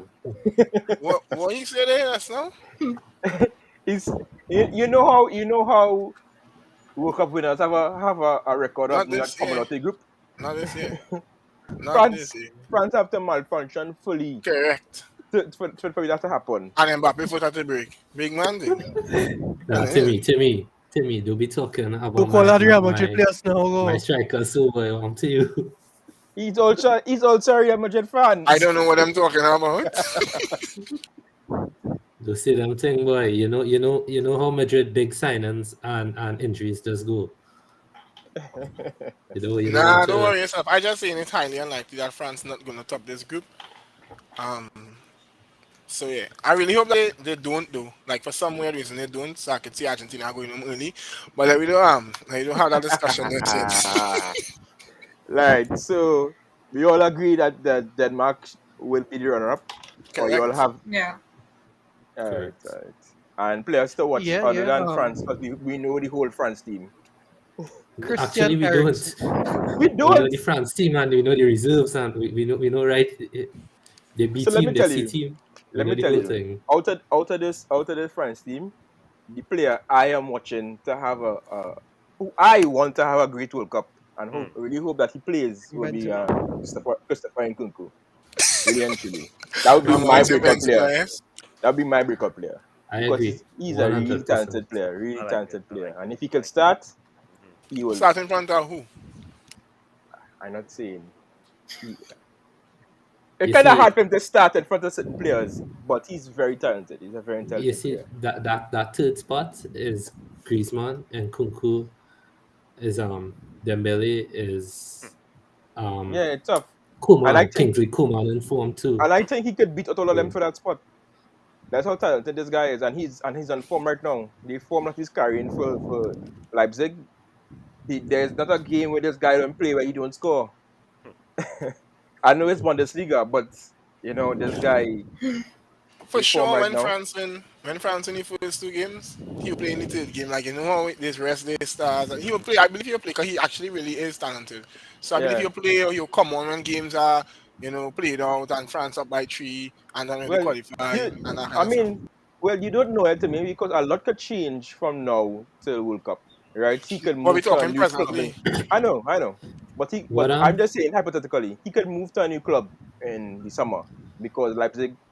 I think he's outgrown Leipzig by now, right? He moves to a new club, he starts for this new club, and the form continues. Let's say, it's a possibility that he starts for France. Yeah. So Agree. Agree with that's you one my thing there, right? breakout It's player. a long time. It's a long time between now and then. Definitely agree that Yeah. anything can happen, right? So let me just hope he make the squad first, and then we'll talk about something else. Oh my gosh! Because Oh my France, gosh. no dis- No, no no, disrespect no, there, but France no have disrespect, a but they deep, have a deep branch player of pool. riches. Yeah. But Yeah. we'll get a What nice sample on the 3rd of June. So we'll see Yeah. as they play in Denmark on the 3rd of June. So we'll get a nice sampler. Okay. What I'm worried about for this French team is who they put as their centre back pairing, because if there's a weakness, it's in the Yeah. back. That's yeah. Right? You see when you have Clement Langley and then Rafael Varane. There we go. you have Langley, you have Varane, you have Kimpembe, you have Jules Koundé, you have Upamecano, who I don't rate that highly anymore. You have Ibrahima Konate. And you I don't also even know if have Mukiele. I don't You even know have if Zuma. Mukiele. And you also Who? have We have there. Is kicking cats illegal in Qatar? I Crazy, don't know. He's crazy, man. player. He plays. and you Kurt also Zuma's have player. Lucas No, no, And Hernandez listen. who Kurt can play Zuma centre very back. solid these days. Get time. I find Kurt Zuma is one of the best attacking centre backs there is in the Solid, world. solid. But I do see him coming anywhere close to this France team. Yeah, Who would be your starting centre back pay? That's like how we talk for But England. That's as of right now, France is playing a back three, eh? yeah. I Yeah, actually rather than play a back three as well. yeah. So the back three, the last Against game, which Finland. was the last friendly game with for me, well, important one, which was Ivory Coast. They played a back three of Koundé, Varane, and Lucas Hernandez. a very good back three. I like that. I like that back three. That's a It very, could be very Lucas good back three. Hernandez Yeah. or even Kimpembe because Kimpembe left-footed, I think. But Mhm. yeah, And Koundé, you also forgot William Saliba is also a part of this French team now. not for 2022, unfortunately. That youth man have real 2026. potential, you know, Kwan. Yeah, I know. 2026, That's why- Saliba will be potential. saying That's why I something, brought- that's but why I brought him not up. for 2022. Well, who knows to me? I mean, Vic, he could be in what's this guy name? Arsenal coach plans for next season, and then he have a great run until World Cup, and you never know. You never You know. never know, but I do think Deschamps would even be considering Saliba right now. Okay, Yeah, too much So- star options to carry to waste a spot on Yeah. him. I Yeah, understand. yeah, I understand too. All right, Yeah. so I guess we can move on to Group E. There's this Group E. player from Denmark. I just don't know how to pronounce the names. That why I didn't bring him up. Who's But when that? I do figure it out, I can't remember. I'll tell you. On a What personal, position does he play? he's a defender. He's actually a defender. He's a defender for Christopher Denmark. Ayer. He's a kind of Ajer, kind of something, kind of name. Christopher Ayer. Yeah. Yeah, Yeah. he actually is. Brentford. They Yeah, I actually like have him. they actually have good defenders, you know. To They be do. honest, yeah, they do. Because there's Christensen, there's Ayer, there's Intangible about Denmark mhm. that you can't, yeah? And that's the return of Christian Eriksen. Yeah. They have a good team, you know. So that Yeah. could spur them They through have the a really good entire tournament. So hmm True. Yeah, it's true. It's true. And they have one of the best wing backs in Syria at the moment, which is Yakim Damsgaard. Mill. Oh, Wing back I said. yeah. Yeah. And they have Damsgaard as well, right? Yeah, they have as well, and they have this new breakout player who plays for Eintracht Frankfurt and Jesper Lindstrom, who's also Yeah. a very talented player. Yeah, that Denmark side is Denmark You all very rate? exciting. Do you all rate Poulsen by chance? No. Let me get into it quick. Josef Poulsen is a very good player to Average. play a 1-2 with. He's nice to hold up the ball, but other than that, anything else? Sorry. Just asking. I thought you Do, was do gone. you so rate him? rate him, Do you rate him, Jared? No. I was asking. I was asking. I have no comment on him. I just asking. Yeah, and they also have they have good players. There's still Larsen. There's Jonas Win who plays for Wolfsburg. They have good players. Never boss So- of a goalkeeper. Ain't you, Kwan? Yeah, and they have a good goalkeeper in Kasper Schmeichel. Mhm. So they should finish second in the group. All right, so let's move on to Group E. So Group E has my team Spain, Mm-hmm. Germany, Japan, and one of either Costa Rica and New Zealand. Right. So we all know who we are looking for to be the two teams that come out the group. But who comes out first? That is what I want to know. I want to hear that from you all. So you're saying Germany, Japan. That's what you're saying, they can. What, excuse? no, what you saying? Excuse? What you saying is Germany and Costa Rica. That's what you saying. Right. Yes, I smell. Right. And yeah. I know you all are not counted up my team, right? I mean, that's also my team as well, right? But It's also my team you as know. well.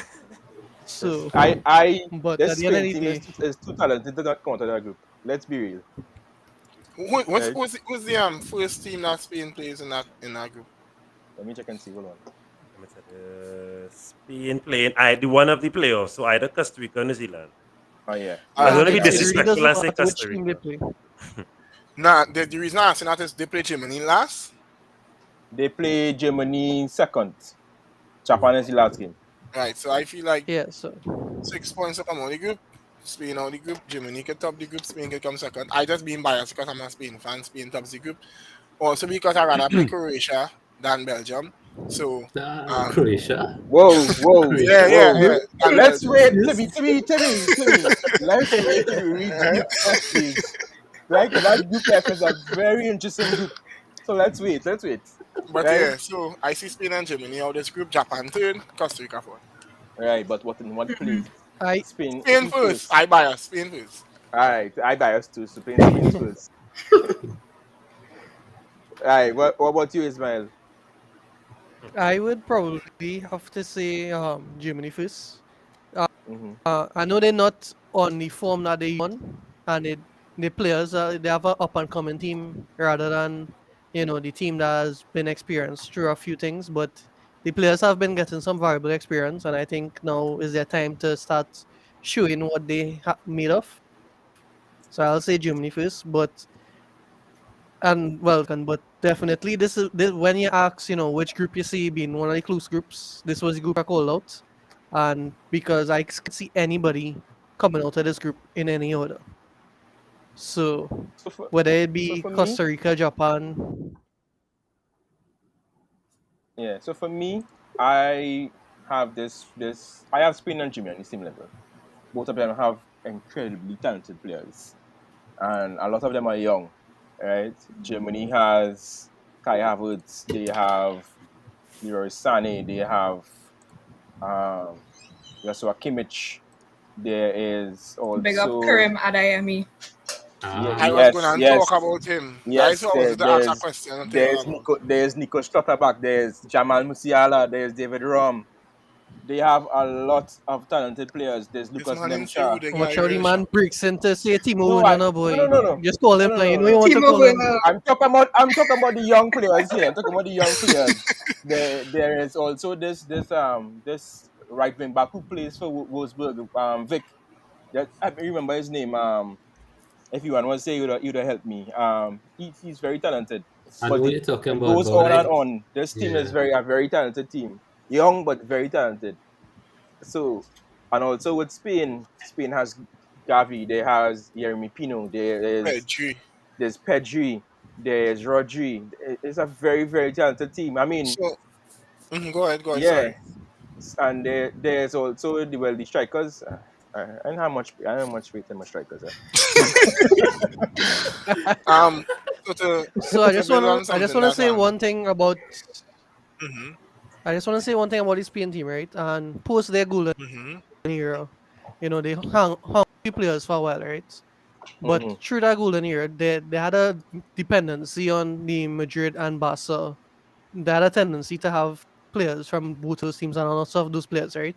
And I'm really Hmm. glad to see that that's not the case right now, because people would put like players like Asensio and Isco and Carvajal in that squad immediately just because they play for Real Madrid. And on Hmm. form right now, they're not deserving of that spot. So I'm glad to Yeah, see you're that, right. the coach decides to pick, whoever he decides on form. Because so this for the Spain fans, right? Who are your centre back pairing? Laporte and But you can't say Pau Torres. Like you don't want to play two left footers, and you saw what went on in Euros when he did that. When he played two mhm. left footers on your team. um you see this guy enjoyed the whole season. That's why I'm not gonna say that he's Hmm. injured I for the wouldn't be me if I didn't majority see of him. the season now, man. I wouldn't be But me if I didn't see him. Yeah, but Well, remember, there's the World also Cup is there's in also November, right? So, yeah, and there's also Eric Garcia who he loves, who I hate, I and uh, I was hoping There's also Hugo Guillamon. who plays for Valencia. Mhm. But if Ramos come back and play Ramos starting more. Big man thing. Yeah. I If, think I mean, think small that doubt to is the Nacho. I don't think he'll start. if which Real Madrid Nacho Nacho? if Nacho anywhere on that plane, which not Real Madrid Nacho you talking about? If Nacho not playing, You crazy boy. No to way. I am going to Qatar and slap Enrique. No Oh my way. god. No way. No way. that is Spain's Achilles heel, right? Because Eric Garcia had to play. So I guess I had to play him. exactly. That guy just so horrible, boy. And on top of that, who's your keeper? Who's the keeper? The year. Who's your keeper? Unai Nah, boy, Simon. yeah. Let me put if you say the here, right, let me point you to Yuan's very No, valuable I wouldn't even infographic. say the here. For me, if it's not Unai Simon, is David Raya. Yeah, ideally it would be David Raya, but I don't think he makes this squad, though. Correct. Yeah, but he's a good And keeper. that's the thing. He is Yeah. a very good keeper. You but, have you De know, Gea, Kepa, and then Kepa. He still playing for Chelsea. I mean, No. Kepa is a good keeper, but he's not Spain level. Neither, and and I you don't have think De Gea the is. replacement for Kepa in his old club. I can't remember his name right now, but the few times I watched him, he looked pretty good, solid. That's Unai Simon. Unai Simon No, was Kepa's I'll replacement find at him just now. Bilbao. Anyhow, but yeah, no, I think the Achilles heel for Spain really would be the back line. Like they have two of the best centre backs like in Europe right now in Torres and Laporte, and both of them left footed. So it'll be interesting. No, I think Laporte has played on the right side for Man City before. He has. I think Laporte and Nathan Ake have played in centre back a couple times. So that Yes, is but okay. potentially something. But It's not ideal. It's not but ideal. did you see It's not Spain ideal. for Euros? Yeah, I did. Spain like to play out the back, and you don't want to have two left footers while you're No. playing Correct. football No. out of the Correct. block. Which means again, Eric Garcia to play, right? No. We'll play Sergio Ramos. Don't worry. Once he come back and he fit, he will play. Before we move on, back to the Germany squad, right? What I hoping for is that Adeyemi is Jordan, right? Jordan. Yeah, Jordan. As Adeyemi goes to some good club in the summer, some really good club in the summer, has a exceptional start to the season and get calls up because for the German people to put their faith in Timo, problems. But I really like Karim, like a lot. I find he has real potential. Like he has potential to be up there once he makes the right choices. That's why, and I saw the rumor that Dortmund is interested. They usually nurture strikers really well. And I was hoping that he goes there, but then I saw some news. I'm not sure how accurate it is that Dortmund don't want to pay the fee and Madrid might buy him. And I really hope that he doesn't come to Madrid because it will affect his, in my opinion, hamper his growth. As I say, he's one of my favorite youths, so I really hope that he does go somewhere, gets a lot of playing time, scores a lot of goals, and then makes the German squad for the World Cup. Yeah, I have to agree with that. I think Dortmund is the best option for him right now for real. Yeah, you are. She is right, and to me, he is right as well. But Haaland is still there, and Dortmund seems to mostly plays with one striker. No, and you know Haaland leaving. We talking about from in the summer, so True. Haaland. So you don't know Haaland. Possibly leaving. Possibly. Not possibly. That man buy a class He's like leaving. 95 million. Yes, but you have to pay 75. his father and his agent 50 million. If he doesn't go Madrid, he go in City. I sure about that. City has no striker that didn't get killed. But you have to pay his father and his agent $50 million. That's He not renewing. He not renewing. I sure he not renewing. Especially because Dortmund get 4 from Leipzig. It's and they're not a it's struggling. not that he's running out. His contract is running out or anything. He could stay. It's just he have a buy clause now. Yeah, But but yeah, fellas, we'll see. No, we're not in the World Cup, right? And I All right, agree. fine. Adeyemi should be starting in that Germany team I agree. ahead of Yep. Timo Werner. I agree. I agree too. But the man like seems to like Timo Werner. I don't know what he likes, but he likes something. Let's check it out. What does Werner offer that Karim doesn't? Nothing. Exactly. If it's speed, Karim has speed. Werner Yeah. right Yeah, he footed or left does. footed? Werner right footed, Daquan? Werner is right footed. No, to me, I Werner ask is left him. footed. To me, Werner is Karim left left I think footed he's too. So yeah. it have no difference to me now. There is no There's difference. there's something though about this Germany team that's interesting. Adeyemi could dribble. Mm-hmm. Correct. Correct. Thomas Muller, he has been on 10 World Cup goals for 8 years now, right? Because he didn't score in his last 4 World Cup matches, but he's still in the running, you know. I think this World Cup he would have a kind of vengeance because I think he would want to be up there, you know, in the top echelons when it comes to the number of World Cup goals. I don't think he should be playing in the first place in the team. I mean, That's you just would me. play Nabry over him, ideally, right? But Yeah. I think Hansi Flick might want to deploy him in the number 10 instead of Havertz. I just Why is think that? Why is that? I Because just at think the moment, Kai Havertz is a star boy. yeah, but at the moment Kai Havertz is a star boy at false nine. And when Flick was Bayern coach, Muller played at the number 10 as well. And he would use that same core of Muller, Goretzka, Kimmich. And I think he would utilize that in the midfield anyway. And I think Muller would just have a chip on his shoulder and would want to score as many goals as possible in this Even World Cup. if he 'Cause does start, he'll probably come off the bench. yeah, but So this would likely be Thomas Muller's last World Cup as well. And you know, Likely it will. he already have 10 goals. You know, Yeah. so I think he would be wanted a little 4 or 5, you know, to play him up there with the Plenty. Klose But and the then, Ronaldos. most time Germany plays with a back three, right? Yeah. So where you gonna put Muller in there if they play with one striker?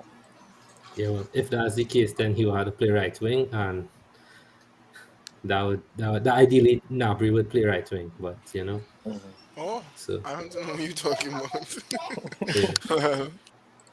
So it'll be interesting to see what they do now because he shouldn't be on that team, but we don't know what Flick will do. But I just find that Germany team is very, very efficient, and Flick is a manager that I rarely rate. Like I rate Flick Yeah. really highly.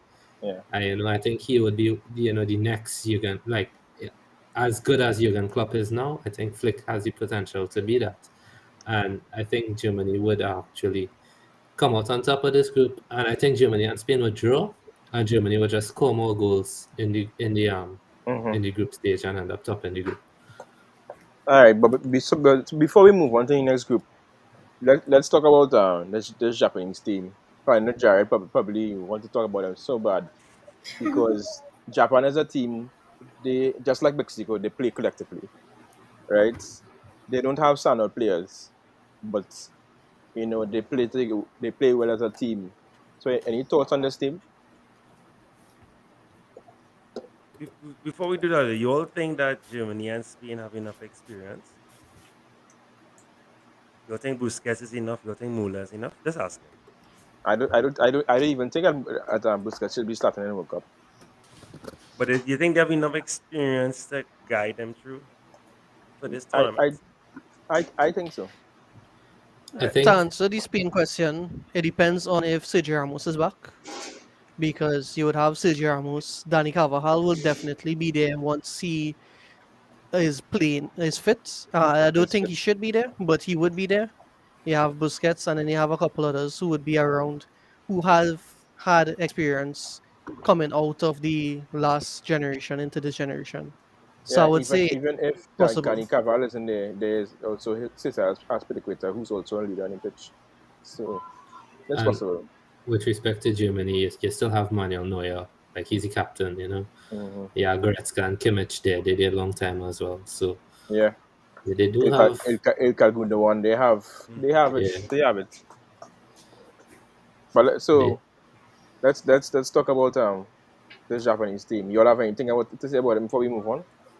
Because I really want to talk about Group F. I really want to talk about Group F too. So any Because thoughts? Or we can move on. This Morocco team will end upset. But anyhow, let's No. let's move on. Let's move on. So we move on to Group F, right? Yeah. I mean, Right. Japan have good talent, but I don't want to waste. I wouldn't waste all the time talking about Japan. But Japan is good. By the way, Japan has a very talented defensive midfielder in Wataru Endo. I don't know if you all know that. No, but they have good. They have Ito Kamada, but again, I realize you all don't look at those kind of teams now. So I ain't gonna waste all the time. Yes. They also have Kamada. I forgot Kamada. I ain't gonna waste all the time. All I don't watch those kind of players. Kamada's a very good player. I know Kamada, so he plays for Eintracht Frankfurt. And then Tomiyasu, You see? was trouble. Yes.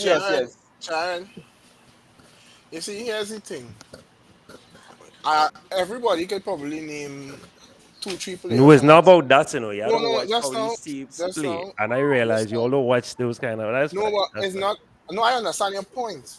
But we are talking about the World Cup standard of football, right? And what I mean by that is that we could come here and talk about this team is play good and the possibilities that they could do this and do that. But based on what we've seen continuously, how would you put any other team besides So Spain did you and not Germany? did you not say the same thing last time when Germany got knocked out very early? When Germany was Why you playing said the crap? same thing? But they had a better team on the paper than this because we going No, on paper. here's I what wouldn't. I'll tell you. I wouldn't say that, but the other better people on paper than this. Obsessed really know. Whatever is the coach was the game. He carried a lot of old players. Yeah. Yeah, he carried a lot of old players.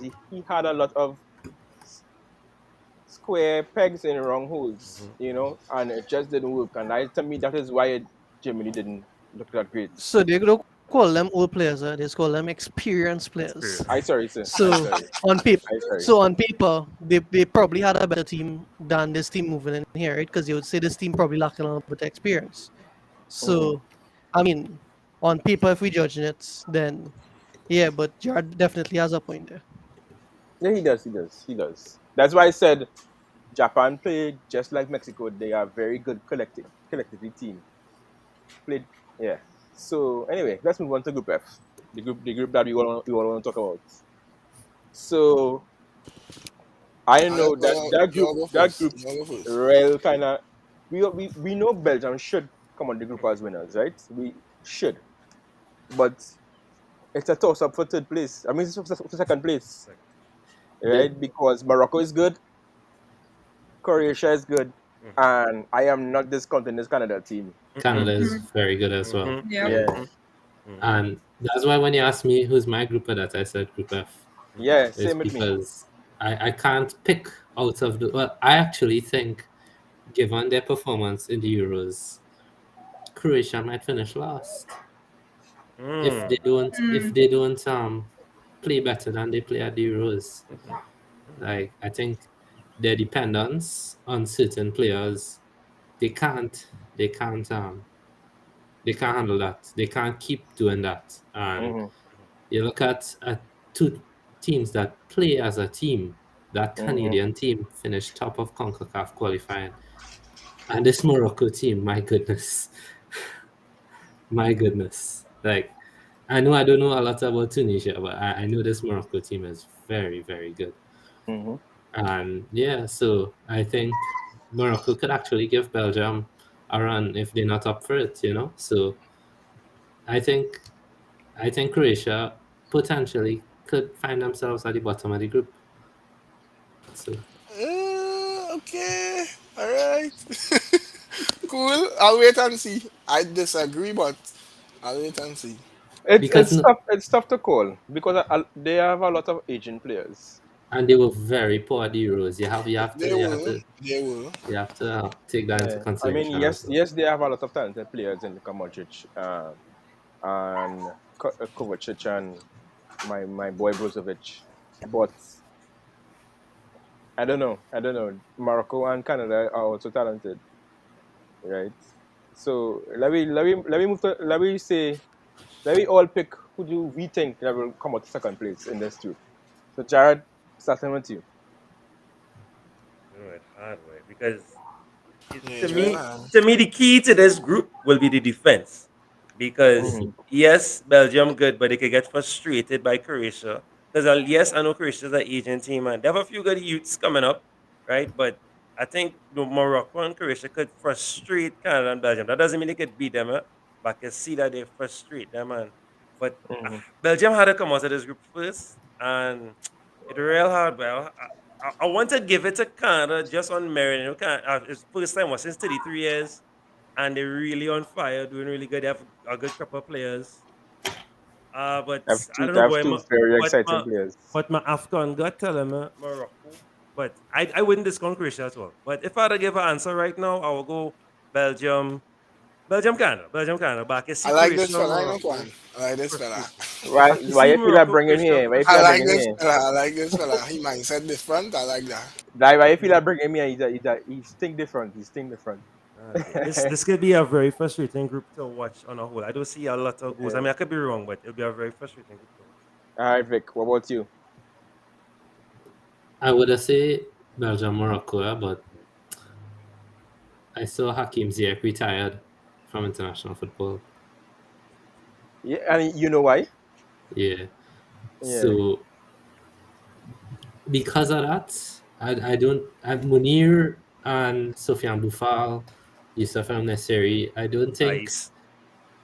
sorry, They have size Damien as well. Size. It's Yeah. Sakimi. But no, I'm Yeah. talking about the attack. I Maybe think Asake. you lose Ziyech, you lose Yeah, so yeah, yeah, much from that team. Yeah, You lose correct. so much. Correct. yeah, Because he And is the because tallest of one. that, I would Yeah. say Belgium, Canada. yeah. I like that kind of pick. What was it, Yeah. Jordan? If you were to ask me this like 2 weeks ago, I might have still been on the Croatia train just because I like to watch the players that they have, not necessarily them playing together, but the individual players that they have. I like to watch the team to watch them. But I think that Canada will come out Mhm. and they are going to finish second. No matter, I think Croatia can put their head down and try, but I think Canada and Morocco will put their head down and try, but I think Canada will edge it and take that second. So let me give you all a very interesting fact, right? If Fikayo Tomori didn't wasn't already capped for England, he could have played for Canada. That's where he was born. So I'm very sure he's regretting it at the moment. Yep. Yeah. All right, Ismail. What about you? So I'll probably be Jordan like 2 weeks ago. I'm probably still on that Croatia train, sadly. Um, but I'll go with Belgium, Croatia, but that is a very, very, very tough thing to call. And I just want to say, like, a very sad that Canada has been drawn into this group. You know, Mhm. I would have wished that they have first return they could have been drawn in a easier group for them. Like where? But you know, I know. They have no easy groups, bro. They have only group A. They have no easy groups, bro. No. I I would have picked if Canada could have go in Group D. Yeah. They would have a chance. Yeah. or even to replace Mexico in Group C. You know, I'd probably give Or them a even better chance than this group. or even Group B. Yeah, they Yeah, replaced USA. Yeah. Why yeah. you mad, So boy? No, I disagree. I think this is probably the best group for them Correct, that's right. Mm-hmm. because Mhm. you look at the teams in that third pot, right? There's Mm-hmm. Senegal, Germany, Mm-hmm. USA, Mm-hmm. Mm-hmm. right? Mexico, Denmark. Here, like Mm. nah, Mm. Morocco was probably the best they could have got. Mm-hmm. I would have taken this group if I was Yeah, Canada, and I think Asian Croatia, on away Morocco and Belgium. Yeah, we'll take my odds against that. I fully yeah, agree. Fully And agree with that. yeah. And and let me just ask a question. You all know who Canada's two most exciting players are at the moment? Jonathan David David And And Larry, Davies. Davies, yeah. I mean, yes, Davies, no, no, but there was the other one name. but I never pronounced the name properly. Lauren or something like that. I'm not too no, familiar. Canada. Other than those two that you all call, you all need to watch, and that to me, my breakout player for Canada. You see, Tajon Buchanan, is a very talented player, and that is one of you all should watch in World Cup going forward. He plays in the MLS, but he's very talented. No, Canada have a real nice squad, and I hoping they come out of this. I hoping they come. I would have rate Morocco so much more if Ziyech was still there, Mhm. but I think that's one blew too much. All right. It's my turn, Kwan, I think. Yeah, you. Yeah, go ahead. All right. But I will always pick experience, right? To me, experience in understanding tournaments, understanding how to grind out wins. I think we see it in the Champions League every year. Experience in the competition matters, no matter how good your squad is, and that kind of stuff. Understanding that competition matters. And I just feel as though, okay, Canada hasn't been in the World Cup for how long? I don't know the exact statistic for like how long they haven't Like been in a 30 Philippines. World Cup. something. Right. And I just feel as though, okay, it's a new experience now, as good as the team is. The competition is not just about being good or the team playing good. I think there's a lot of things to take into consideration when coming into this competition. So I think for me, Croatia having experience in it playing in the last Euros, they probably didn't have the best Euros possible. Improvement is always possible. I think that people like Modric, Kovacic, these other players know what needs to get done. I also believe that goal difference might matter in this group, and Belgium is a small team bully. So what Belgium does is usually beat the small teams very bad, or kind of 8 goals, and then against the bigger teams struggle. So imagine Canada getting shell down from Belgium, um, losing to Croatia, probably 1-0. Or you all think they'll beat Croatia fine. And Morocco, even though they don't have ZH playing fine, I can't see them coming second. I think that for me, it has to be Belgium, Croatia, based on experience. Based on the fact that I believe Belgium will thump Morocco and thump Canada, and then because of the goal difference and probably the fact that they're going to start with 0 points, they have to beat Croatia, and then most likely Croatia. Well, we know that Croatia pulls through a lot of draws as well, because I think in is the last World Cup when they came second, tenth? Is the last World Cup I believe, or That was Yeah. 4 years ago, yeah, Yeah, right? 2018. yeah. Real draws and real penalties they went to, and they know how to get the How result to that grind it out, yeah. they know the results to get, and I think that experience will win here, and that's why I can't, as much as the Canada team will be good, CONCACAF, I say it again, CONCACAF level of football is not World Cup standard of football. I can't sit down and say, boy, Canada this, and they might be good to look at. The game between Canada and Morocco might be really exciting, but for me, Belgium and Croatia. One So I'd thing have to agree with you, Timmy. But you also have to remember, Canada have nothing to lose. Valid, Mhm. valid. one thing that makes it a lot more difficult for Canada is the fact that they play Belgium first. Oh, So it's jeez. Canada, Belgium, then Canada, Croatia, Mm-hmm. then Canada, Morocco, and that's probably the worst order you would want to go, Mm-hmm. because you Mhm. lose to Belgium, you draw to Croatia, and now your back's against the wall. I think Yeah, they would have rather it be the reverse. You start off with yeah. Morocco, then go But Croatia, then but Belgium. Vic, here's the thing. So You going on the assumption that the other team have points, but let us assume they end up with 1 point versus who they playing second? They so lose to Belgium Canada play first, Belgium, Croatia, then right? Morocco. Right. So let me say they lose to Belgium and draw with Croatia. That Morocco game they're going to play out, they deliver. Yeah, Especially if Croatia lose to Belgium and draw with Morocco. So yeah. the table could actually make it a real exciting group. We have to sit down and wait and see what's going on. Yeah. But for me, regardless of what, they finished third or fourth, not second. Okay, well, I hear you. I hear you. And I think even though I like this Canada team so much, I think I have to agree with Timmy on Croatia finishing second. Um, the DCP experience should carry them through. Really, actually, it should carry them through. But this would be a very, very interesting group to see, and this would be a group I would really like to watch in World Cup. Hmm. Yeah. So let's move on to Group G with who everybody believes should win the World Cup. The very talented team, Brazil. we talking about Group D or something? Or I don't understand who should win World Cup. I So okay. Yeah, go ahead. at the moment, a lot of the of a lot of betting sites has Brazil to win the World Cup. Yeah. I'm just saying, yeah, I saw the they odds. are the favorites because this team is very very talented, as you know. So let's talk about this group. So there's Brazil, Serbia, Switzerland, Cameroon. Brazil should top this group, right? You all agree, right? I agreed.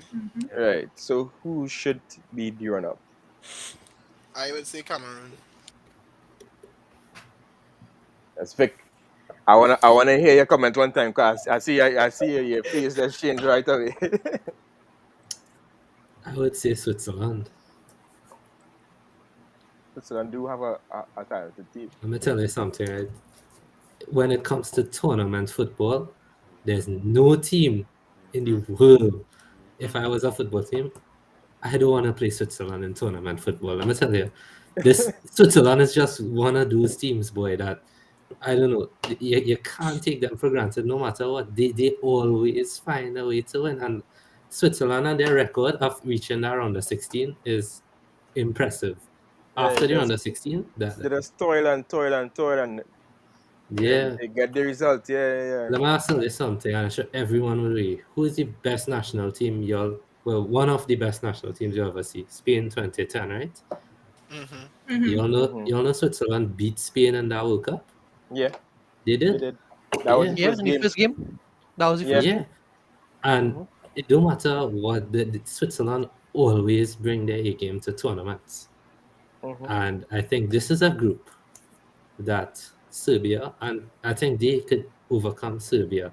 Even though Serbia on paper have a better squad, I just think Switzerland have enough to overcome Serbia and Cameroon. They have that solid, tried and tested midfield with Xhaka, Remo Freuler, and they have Mbolo up top. Yeah, they might be light for goals, but it's difficult to score against Switzerland. It's like, well, so I just think Switzerland gonna keep up their record of always reaching that round of 16 and then exiting. So I I would think say this one comes Brazil. down to the schedule as well. Look at who playing first. That's what I was gonna ask. Brazil playing Serbia and Switzerland playing Cameroon.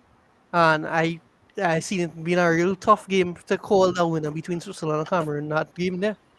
So I Thank think you. it comes down to who wins that game. Mhm, And also who draws or beats Serbia. mhm. Yeah. But I'd probably we have know to go Brazil with can beat one of them. I'd probably have to go with Brazil, Switzerland as well. And to back up Vic, right? Then this Switzerland team draw with France in Euros. Yeah. They carried it down to the wire. Yeah. Yeah, They made France toil in that game. Yeah, everybody will say, yeah, "Oh, and France was leading 3-1," yeah, but guess what? and then That and they knock Switzerland team and they knock them never out. stop. They Yeah, they never knock them stop. out.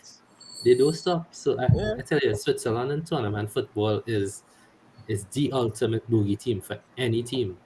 So I say Brazil, Switzerland. I don't think Serbia have that No, level. I don't think so either. I Juan, don't write think. this down, right? Write this down. That Timothy said. Brazil, Cameroon, and everybody else said Brazil, Switzerland. Write this down. Now we didn't hear To me, everybody. We didn't hear to me, Yeah, Joanna. we didn't. yeah, we didn't. But to me, I want to hear why you think that this Cameroon team will finish in second. All right. So about 2 days ago, it's 2 days. Well, not two. Yesterday, we'd have gone through the fixtures. I was kind of busy today, so I don't remember the fixtures. Give me Swiss fixtures after Cameroon is Brazil or Serbia second. Who's fixing yours? Switzerland. Switzerland play Switzerland, Cameroon, Brazil Brazil, second. and then Serbia last. All right. God boy, Serbia good into good. For me, it was more of the Cameroon beating Switzerland for me. That was me. Like them beating Switzerland, starting off with the 3 points, Switzerland going to Brazil and losing, and then having to play for 3 points at the on the end on the final day. That was my viewpoint of it. Right, right. They assuming that Cameroon beat Serbia in the middle game, so they'll have quarter points. I wasn't really counting. I counting Serbia just making up numbers now. This is Nah, my but- just perspective. Nah, I- Serbia have a Go good ahead. team, man. I haven't heard Jared for a while. Jared, I want to hear your thoughts on this.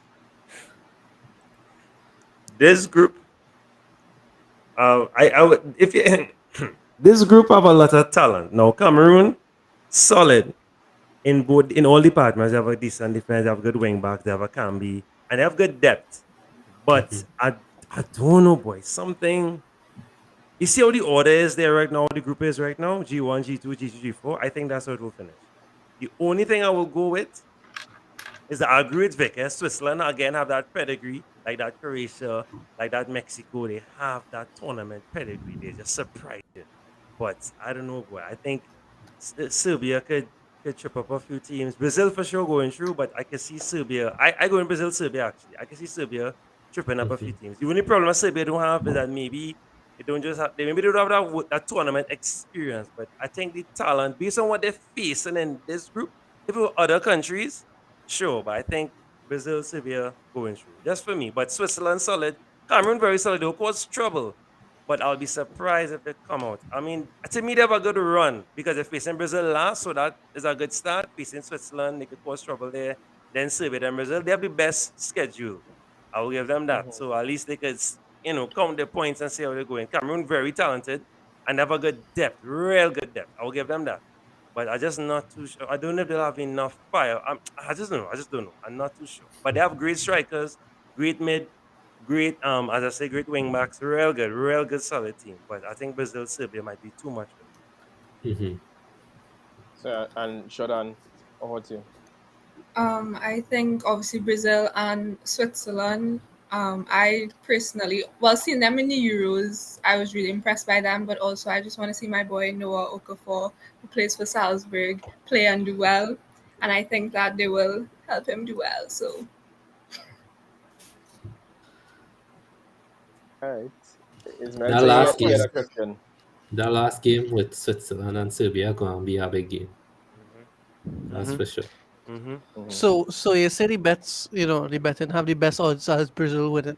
What was the odds for Brazil getting knocked out in the group stage? Nah. No, Very let- high. let- Very high. It's possible. Very possible. It's possible. Only yeah, but- because Come I on, only say guys. that. Come on. Come No, on. wait. Come on. Just Come now, they on. go on. Just Come now. on. Let me tell you something. This group have a lot of firepower. Brazil on paper, yes, but just saying it's a firepower. Cameroon and Serbia have a real good attack, But it's Brazil. Let me just They do exactly. Brazil. So let It me is Brazil. let me talk about this Brazil team, right? In goal is Allison, right? I'm not too sure who will be playing wing backs, right? Danilo. But this, right? Danilo and Renan Lodi. That's their weakness. Lodi is a good defender. I disagree. Yeah, I disagree. I don't Right? think I do it. The centre back pairing could either be Marquinhos, Thiago Silva, or Marquinhos, Militao, right? They have a midfield of Fabinho and Bruno Guimaraes, right? They have Anthony, they have Rafinha, they have Neymar, they have Felipe Coutinho, they have Lucas Paqueta, there is Gabriel Martinelli, there's Rodrigo, there's Vinicius, there's Fred, there's Casemiro, there's Arthur. This team has an embarrassment of riches. And I don't see this team just, you just saying it's very highly of this team just coming out in the stage. Nah, that's not happening just so, man. This is happening just so. So That is if happening you just watch your schedule, right? If you watch your schedule, they play in Serbia first, right? Right. If they draw with Serbia, right? Nah. If they draw Nah. with Serbia Nah. first, Yeah. that's a big, it's a The big reason I say that, That's the a reason big- I say that, right, is because if I have to watch this, Serbia would be the one team Brazil beaten, I think. I think so. Right, right, Yeah. for sure, I right? So think- that's the yeah. granted we taking. So the big if Serbia managed to get a point there, right? Who they play next? They won that Vic claimed to be the best tournament team, right? Mhm. Yeah, Switzerland, So right? so if they play that and they get an extra there, or Switzerland managed to beat them, then they're struggling in our last game against Cameroon. And if Cameroon Mhm. have a chance of making it ahead of Brazil, and as Mhm. the do or die match between the two of them for them to get out, Hmm. Hmm. well, I mean, this is I staying out of very this very conversation, eh? unlikely. This We is very staying out of this unlikely, yeah. conversation. I think Switzerland will give them trouble, but if it's two matches they're going to win, it's going to be Cameroon and Serbia. No doubt about it.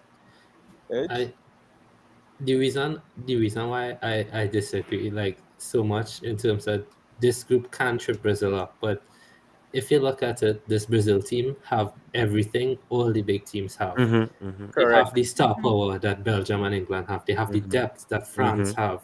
They Mhm. have the Mm-hmm. depth that Portugal have. They have the Mhm. experience that Mm-hmm. Spain and Mhm. Belgium and other teams lack. They have Mhm. they have everything going for them. Mhm. Mm-hmm. And I just think that if Brazil has to win a World Cup, they have not had a better chance than they have now since 2002 or maybe 2006. I think everything is aligned for this Brazil team, and it's down to them. The biggest problem, again, I said, is the wing backs. Mm-hmm. Renan Lodi is not a good left back in my opinion. I think You have he's Dani Alves. Dami Alves actually did play the last game against Bolivia. yeah, well, yeah, Dani Alves, you have Danilo on the right back. I guess Alves gives experience. He have more trophies than anybody else. Hmm. So I mean, I I would just say think there's one position though that they could have a better player. I mean, they do have one currently, but if it's one position that could be improved, is their striking position, their number 9. Yeah. I would say Mhm. that not a lot of goals comes from that position, where it Yeah, but could be improved. I think the Well, problem with that. I would like to disagree with that. During the qualifying, um, Richarlison played Mhm. center forward, Mhm. and he Mhm. scored a lot of goals Mhm. in that position. True. I say he's a different player for Brazil. Mhm. Mhm. You can't just go on the Everton form. And Mm-mm. there's still Mateus Cunha, who's Yeah, also in this team. I was gonna say that So Cunha, yeah, Richarlison, and even Bobby. yeah. And but yes, people forget that Bobby's also there. Mhm. Yeah. So yeah, Mhm. So you don't just watch Gabi Jesus, they have options right through. They He's have not Yeah, that yeah. options. bad, you know. He's not that bad. If you like, let's be real. He's not the best, but come on, he's not that bad. Come on. Pep had the man playing right too in earlier. Oh gosh. He's not that bad. Yeah, At some point, he was but supposed to be one of the best breakout youths. At that point, he just probably in the wrong team. Somewhere else, he probably might have looked better and not get a long-term injury that mess up his career as well. But he's not that bad. right. So let if me you just had to give you tell all the us stat. the Let me give you a stat quick, right? I was going to Hmm. start quick. Mm. Other than Neymar in qualifying, Mm. Richarlison was the second highest goal scorer with 6. Hmm. Right. And right, that's a stat for you all. Yeah. Let, but let, if let you me had hit to all your choose a stat too, right? position, No, wait, let me hit your stat before you go ask ahead, go the ahead. question, right? The Brazil has lost one match that Casemiro has played in. That one match was the Copa America final. And Mm-hmm. Casemiro has, I think, at that tournament, that was his 51st appearance for Brazil. So I just put it out there. Casemiro is my boy, and I would like to see him start for Brazil. So who you think will be the? Because remember they play 4-2-3-1, right? So who you will play as the two anchor midfielders? And Casemiro and Fabinho. if I was the coach, Mm. I play in Casemiro, Fabinho, but Mm. But you need Casemiro and somebody. Fred. Casemiro Say and it. But Fred. no, Say it. no. Say it, Vic, with But your Casemiro and Fred. chest. Say it Yeah, with your but chest, Vic. but in yeah. okay. Casemiro and Fred. I not put in Fred over Bruno Ramirez. Sorry, that Bro, guy. Bruno Guimaraes playing. Yes, he played the He last game against Bolivia, Come and he on, no, started. he playing Fred for club Brazil is a football. different player. He He playing club is. football. He, He played today. Yeah. yes, Yeah. He played he came today. on And today. how much they concede? Oh The man To said be he God. picked up fair, bad boy. to Yeah, be fair, that's Oh how? not fair, gosh. Vic. That's not fair, Vic. But good I for him. understand. Bruno No. I Bruno think could have could have a better run in this Newcastle team from next season. Mm-hmm. I not I The not only saying reason no. why Bruno is not playing is because Eddie Howe has has his certain players that he wants to play in midfield because of the certain run they had, and he Mhm. doesn't want to break that. But as soon as but Bruno get a sniff in his team, he's not leaving that starting 11. We all know this guy is very talented. I agree. I would I agree with agree. Gary. I just saying. I want my boy Casemiro. I did. If I was coach, I put in Fabinho, but on current form, Fred has to be in this team without Correct. a shadow of a I doubt. Alright. can't believe I saying it, but Fred had to be in the team. Big man thing. Yeah, the man really playing really good in his position that he in right now. So my Although, question to you although all, right, is what position in that Brazil team would you consider the weak link? the fullbacks, Fullbacks. I agree too. specifically left back. If Nice, you Dani if you Alves. remember if you remember Di Maria's goal in the final, right? You'll remember Mm. Renan Lodi was absolutely nowhere near Nowhere. Angel Di Maria. And the ball over the top, I think it was by the pole, just right over the top onto Renan Lodi. Edison ran out like a fool, was caught in no man's land. Di Maria had an easy goal. I think if Brazil had a proper left back, that wasn't happening. So So uh, so Renan Lodi didn't just have a great 2 games versus Manchester United. every year, Renan Lodi plays well against an English team in the Champions League. He did that against Liverpool. He did it against Man United. It's Jesus just Lord, boy. it happens. No, it happens. Like even the season when Atleti won the league, Renan Lodi did amazing against Liverpool, and then he wasn't even starting on the weekend, right? So You know who I really thought would have grown his position and made it his own? Alexandro, Alexandra. yeah. And he just Uh, fall off, boy. when Alexandro and So sad Daniel to was see. at Porto, I remember FM save that year, and my goodness, those two were amazing. I honestly thought Alexandra and Danilo would turn out to be world beaters at fullback, but Mhm. so it does go. Yeah. Well, here already we mostly finish dissect this group. Let's move on to the last group, which is Group H, with some of the this group kind of hard to call, but kind of hard to call because we have a Portugal team who should be one of the best teams in the world. We have Ghana, who I haven't watched in a while, so I can't say. We have an Asian Uruguay team, and we have South Korea, right? Another unknown entity, right? So, tell me, let me hear from you first. All right, so well, so I have Portugal winning the group. The thing is with Portugal, like I told you, to this disappointment. Now I like this side, like this for a while was my underdog team before they got this crop of players because you can't really consider them on paper they're not really an underdog team anymore No, based you're on the not. amount of talent that they have and all of that. I know Cristiano Ronaldo is one of my favorite players of all time, so I kind of hoping that they will top the group.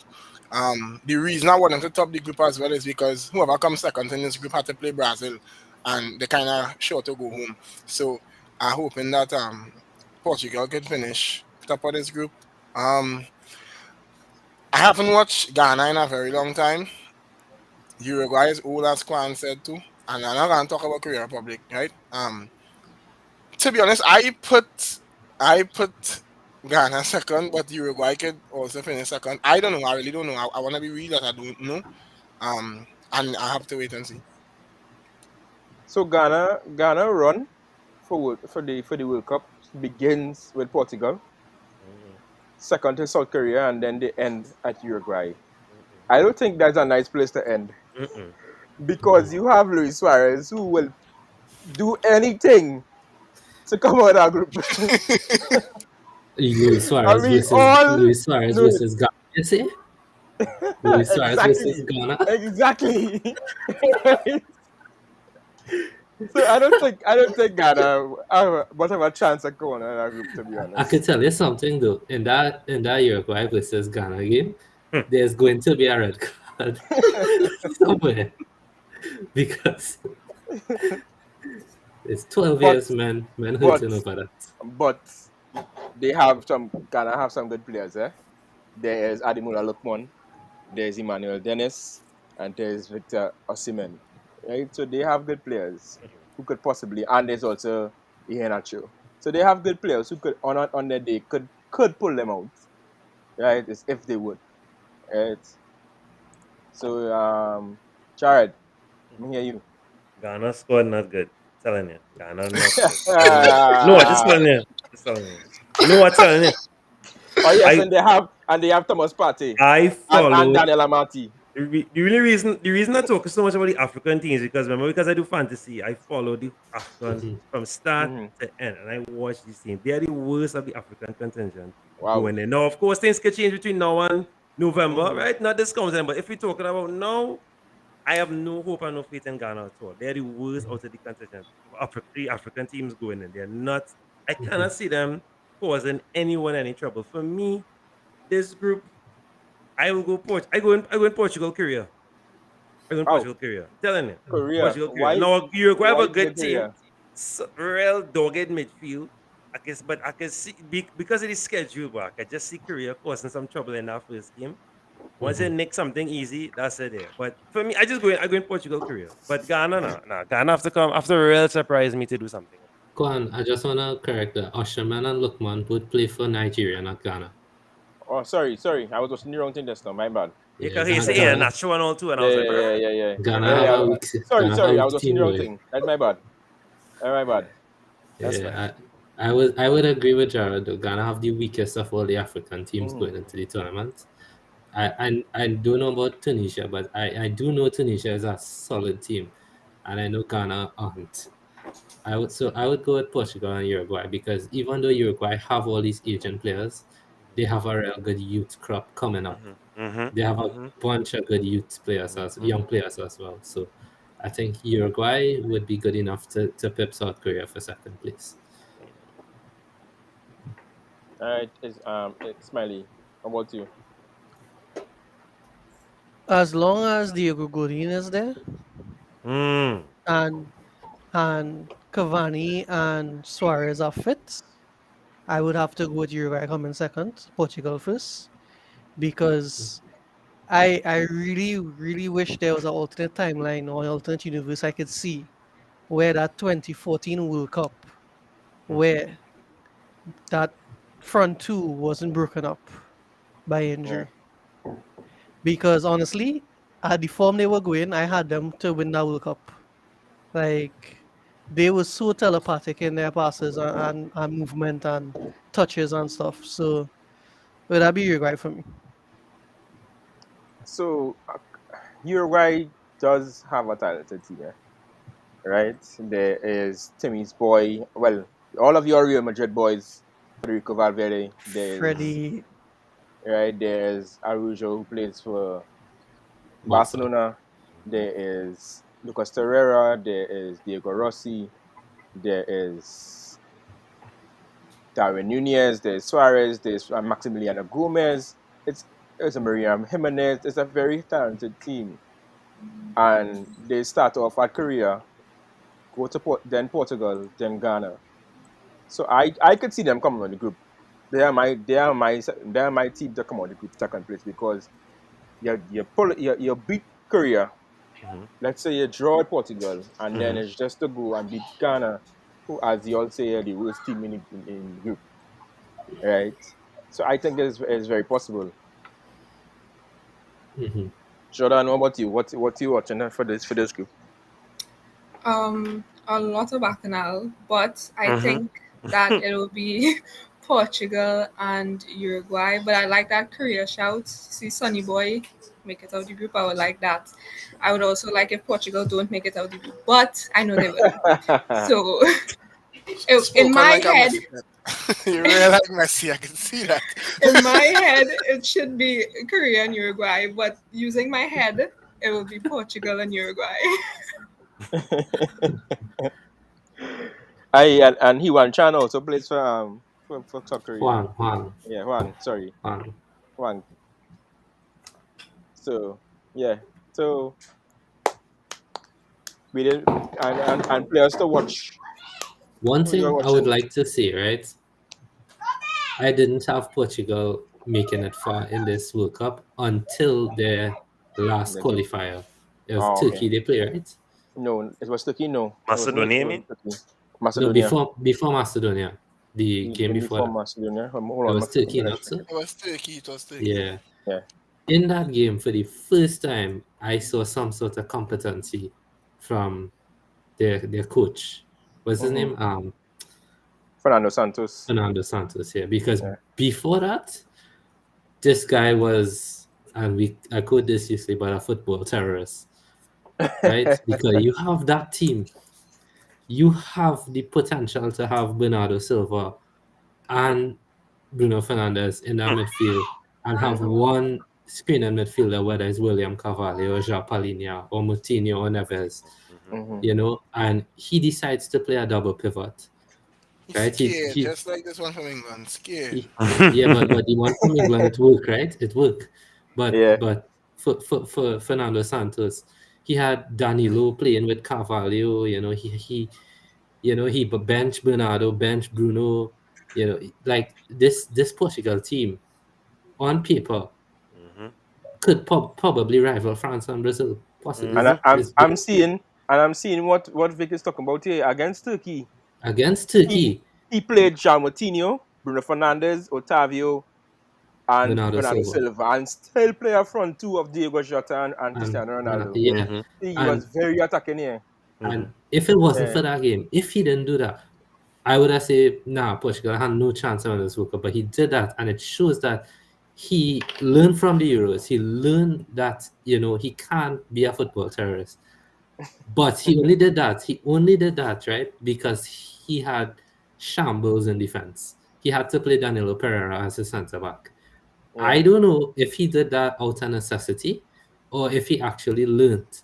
Because he could play a centre back pairing of Ruben Dias and Pepe or is Jose. injured, sir. Ruben Dias is injured. That's why he didn't play. Yeah, that's what I said. So no, Yeah. for the World Cup, I mean. Oh, for the World Cup, yes. Yeah, so he could play a competent back two and just put one holding midfielder and then let the front five just flourish. Yeah. But whether he does that or not would determine whether Portugal could not only come out, because Portugal have depth, they have ability, they have experience, they have everything going for them. Yeah, they do. I'm watching it right here, right now. You know, they have good fullbacks. They have a world-class fullback in João Cancelo. They have a world-class midfield. They have a world-class front line. They have a world-class centre back. They also have signed goal. According to you and Zam, yeah, Graf is the best goalkeeper in league. So yeah. So I have a question there, right? How much do you all rate Bruno Fernandes, and especially against big teams or big games? So for me, Bruno, I hate Bruno's attitude, boy. That's my problem with Bruno. He's a good player, but Bruno's attitude, I hate it. Really and truly. For me, I find he's goes out too much in big games, man. Nah, you know something? You know who has the same temperament, or who had the same temperament Bruno has? What's that? Zidane. Zidane was a loose cannon just as much as Bruno. That's true. Right? Bruno is not nearly as talented as Zidane was. But that attitude in the right circumstances could push a team to new heights, you know. It can. That explosive attitude is just having the players around him to mitigate and to control that. And that's where you as a manager and Fernando Santos needs to know how to use a talent like Bruno Fernandes. Not just what he does on the pitch, but the mentality that he brings. Because I never see a player who hate to lose more than Bruno, you know. This man, 70 minutes and he losing, this man does throw a tantrum on the pitch. If you could control that, if you could get him to channel that anger into performing and doing something spectacular, then Bruno could become one of the best players in the world. So, and he has all the facilities around him in that Portugal team to do it. It's just about again, man management and using what he has at his disposal. Yes, one of the best players in the world. I don't think that could happen at Manchester United. Forget Man U. In the Portugal team, in the it's 4-2-3 on the display, correct? Yeah. Right. He is the 10 in front of the double pivot, correct? Yeah, but in the game against Turkey, he played The him No, no, last no. two I'm as the talking games, about left outside of center that. mid. the last two Right, games, the last two games they play 4-3-3. Yeah. right. So, Yeah. and that's the thing. The formation supports my point. The 4-3 and supports my point. What I'm going to make. I have a term I use for players like him and Tony Cruz, right? These players, you are, in my opinion, luxury midfielders. Where when you're a team has like players around them doing all the dirty work, men going in hard, give them the ball and they spread it and they'll build plays, right? I Mhm. think that is why they would play. That's why they play the way they would play. And I think if you play with one DM, um, and Bruno in the midfield, where the defensive work gonna come from? And that's my issue with him. Now I really like. You I wanna you say could you could get it to me where because where Bernardo where. Silva. Bernardo Silva and Renato Sanchez, they work very hard, even though that they are not defensive midfielders. Yeah. All right. So And in you your don't even starting have lineup, in your yeah, Portugal starting lineup, what would be your the team you pick? Don't forget the defense. Talk more from the defensive midfield go forward. What would be your start? Because I talking about Bruno here, so I want to hear you include him in your starting lineup. Me, right, or Vic? Either one of you. Vic, go ahead, I man. would I would go my midfield, Renato Mm-hmm. Sanchez, Mm-hmm. a DM, whoever is the form DM at the point. So whether it's Danilo pick up form or whether Neves pick up form, whether Moutinho on form, Mm-hmm. Palinia. I'll just say Palinia because but any one of the DMs, whoever is on the Mm-hmm. most form at that time. So it'll be Mm-hmm. Renato Sanchez, the DM, Bruno, Bernardo Silva on the right, but he would Mm-hmm. provide cover. I'd have Jota and Ronaldo. And I would All have right. players like Rafa and Otavio to come off the bench. I don't know if Mm-hmm. Darwin is also Portuguese, the Darwin, Benfica winger. Darwin Nunez, no, he's Uruguayan. Oh, okay. Okay, My well, my thing is that I think and this is how Fernando Santos probably is thinking.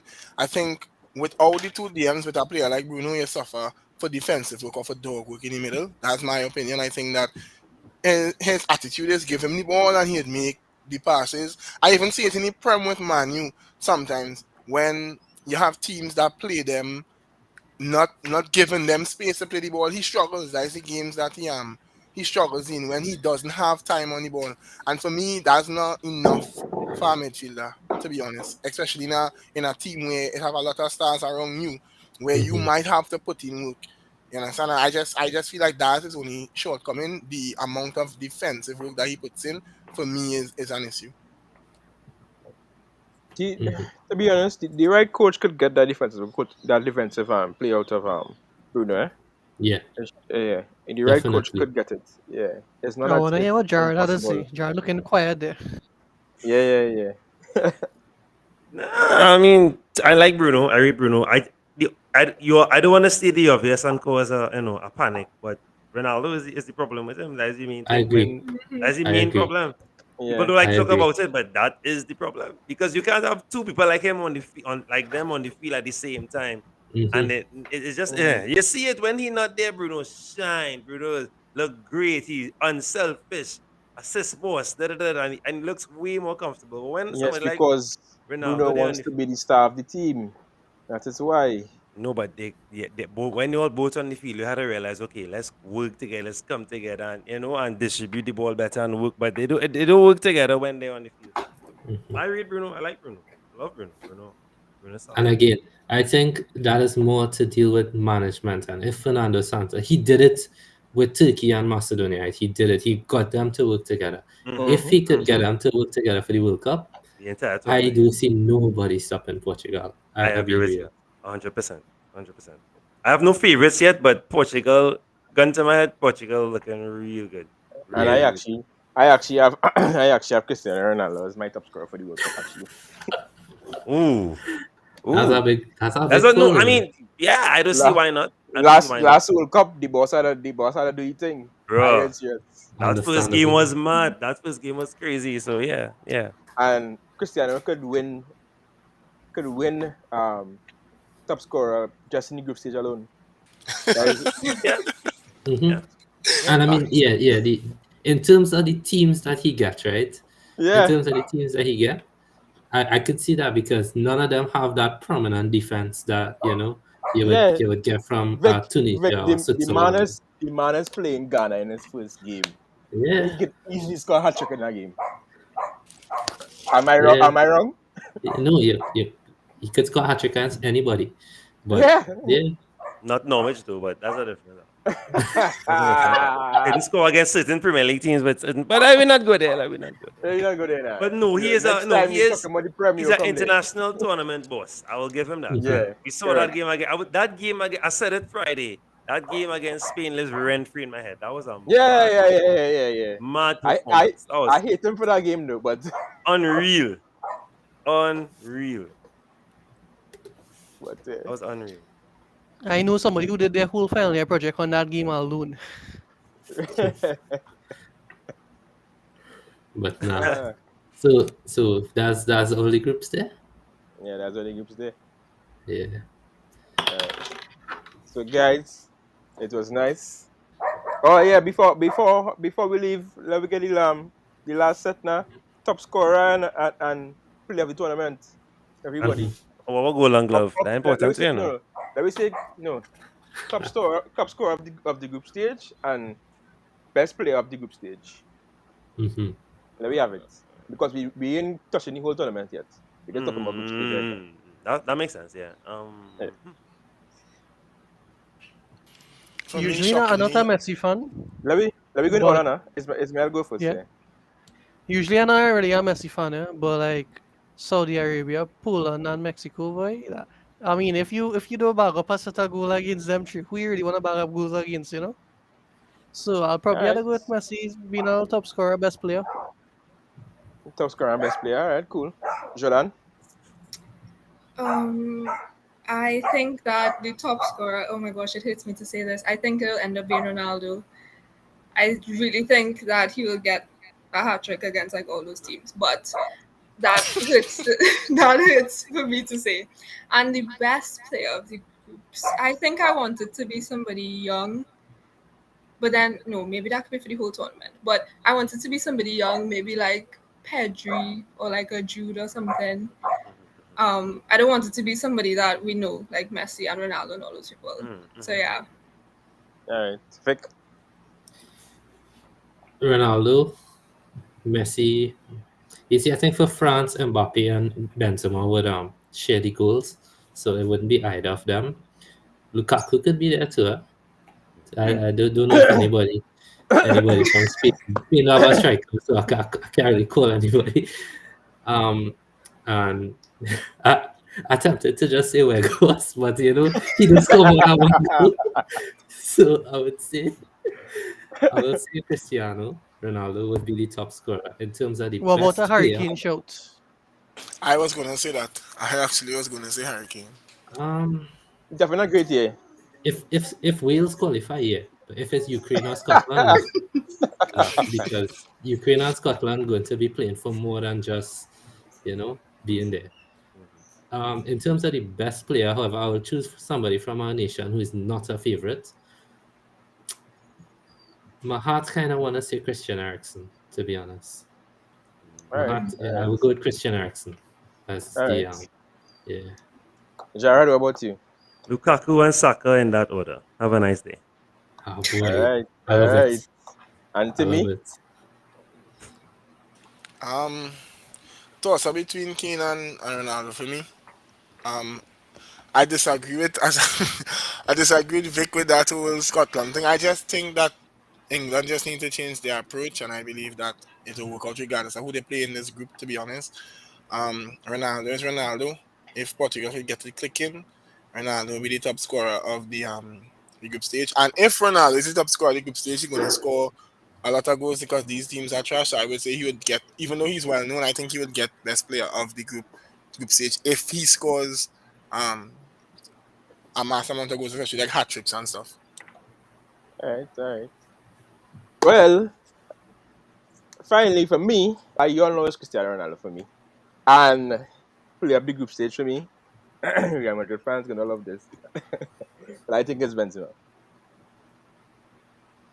Mm. He Yeah, has think- a I can see that.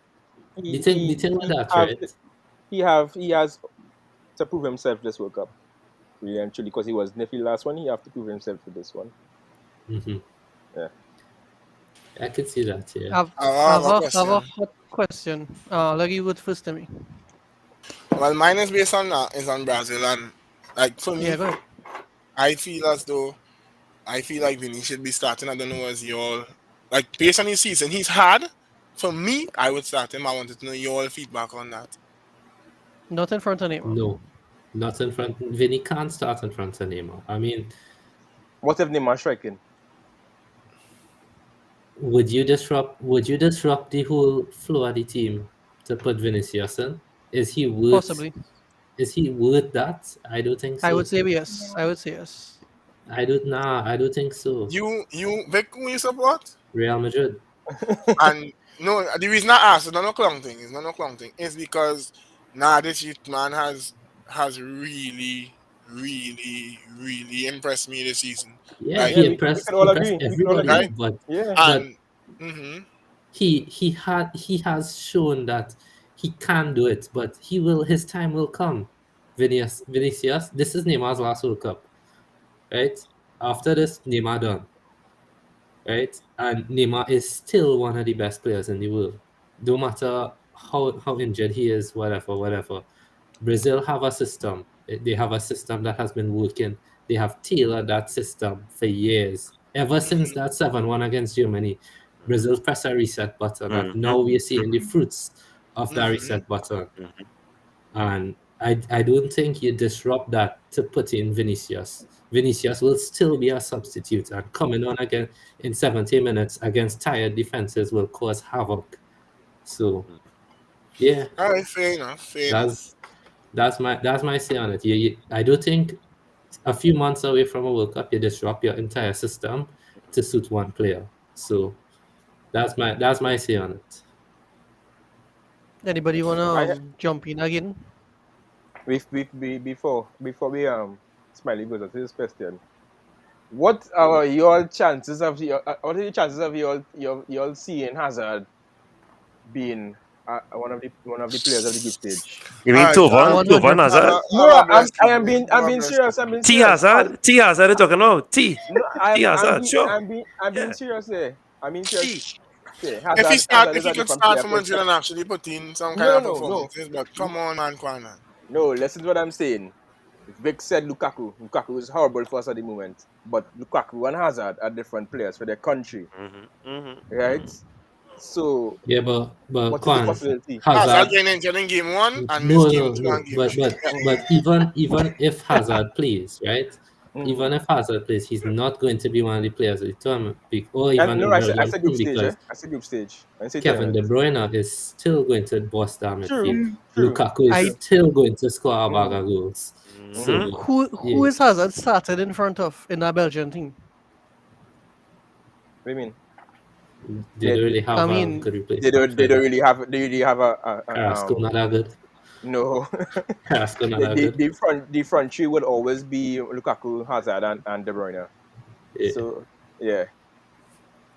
Carrasco not that good. And no, and I put in Carrasco over him right now. I mean, I guess if he Thank you, preach. catch back Let's his preach. fitness, Let's preach with further. if he catch back his fitness, maybe. But anyhow, yes, anybody yes, wanna yes, but follow Belgium up with don't fast go on question? form. Belgium don't go on form. Belgium let's go on talent, on experience. Just Yeah. remember that. Hazard will start, but KDB will outshine him. This is KDB's World Cup too. Are they forgetting KDB's True. today? True. You are right. But Smiley, after your final question. All right, so this might be counting the chicken before the eggs even hatch, right? But let me assume Wales make it to the World Cup, right? Was he shout at Gareth Bale being a top scorer or best player? Hey, if Gareth Bale have and Timmy would not want this. Timmy would not want. Actually, none of your Real Madrid fans will want Gareth Bale to have a good World Cup. Yes, Because- I don't mind. I would Go love on. him So to have you a do good you want World now? No, don't- I think if he would, they will extend his contract for next 6 months. he don't want to stay or nothing like that. No, So he no, said, All right. he wouldn't be there. He leaving after Okay. this in the Okay. summer. yeah, he gone. Okay, He okay. doesn't I want think to he going stay for Cardiff long. for 6 months or something. Okay. Okay. All right. I would not entertain that question because I do not want to see Wales or the UK. I want to see England and Scotland or Ukraine because I would love to see Ukraine Yeah. after the year they're having. Yeah, I would love to see Yeah. Ukraine. So I sorry Wales, but no, But not this Gary, time, not this rounds. Garrett Bale. are you good here? That was even worse than my hazard question. Exactly. Oh, and one more thing, right? Jared, who do you think would be the Golden Glove and in terms the best defense at the group stage? England. So, who's the Golden Glove? Whoever started the goal goes. Whoever I'd started give the goal first. defense wise, I'd say Senegal. I would say many. Senegal have a really good defense, and I'll say many because Senegal they are very selfish. That defense is a very not selfish, sorry, very they don't give away goals a lot now. So I would say Mendy for goal and goal for me. Okay. I think Netherlands have a similar standard, Good shout. especially if your boy Van Dijk there. If Van Dijk is fit, yeah. Mhm. I don't agree with that. I don't agree with Netherlands. I agree with Timmy with England. England. Yeah, just because of that negative football they play. I think it's England. England winning the whole group 1-0. Better. Whole group 1-0. I'm telling you. With Sterling scoring, right? Or Harry Kane scoring one No, penalty every remember game. Kane I playing sure midfield. Kane playing midfield. So Well, you have to see, bad boy. It could be Gallagher, Harry maybe Maguire to Gallagher. score a set piece each. Harry Maguire to set one set piece each game. I would just like to throw in Alisson and Brazil. I think Marquinhos is probably in my book the best centre back in the world at this point in time, and whoever, whether it's Thiago Silva or Militao next to him, two quality options as well. And I don't think Renan Lodi would sell just yet. He will sell in the knockout stages. He ain't gonna sell in the group stage. So I think I don't think he Alisson. started, but Who started at left back then? Dani Alves.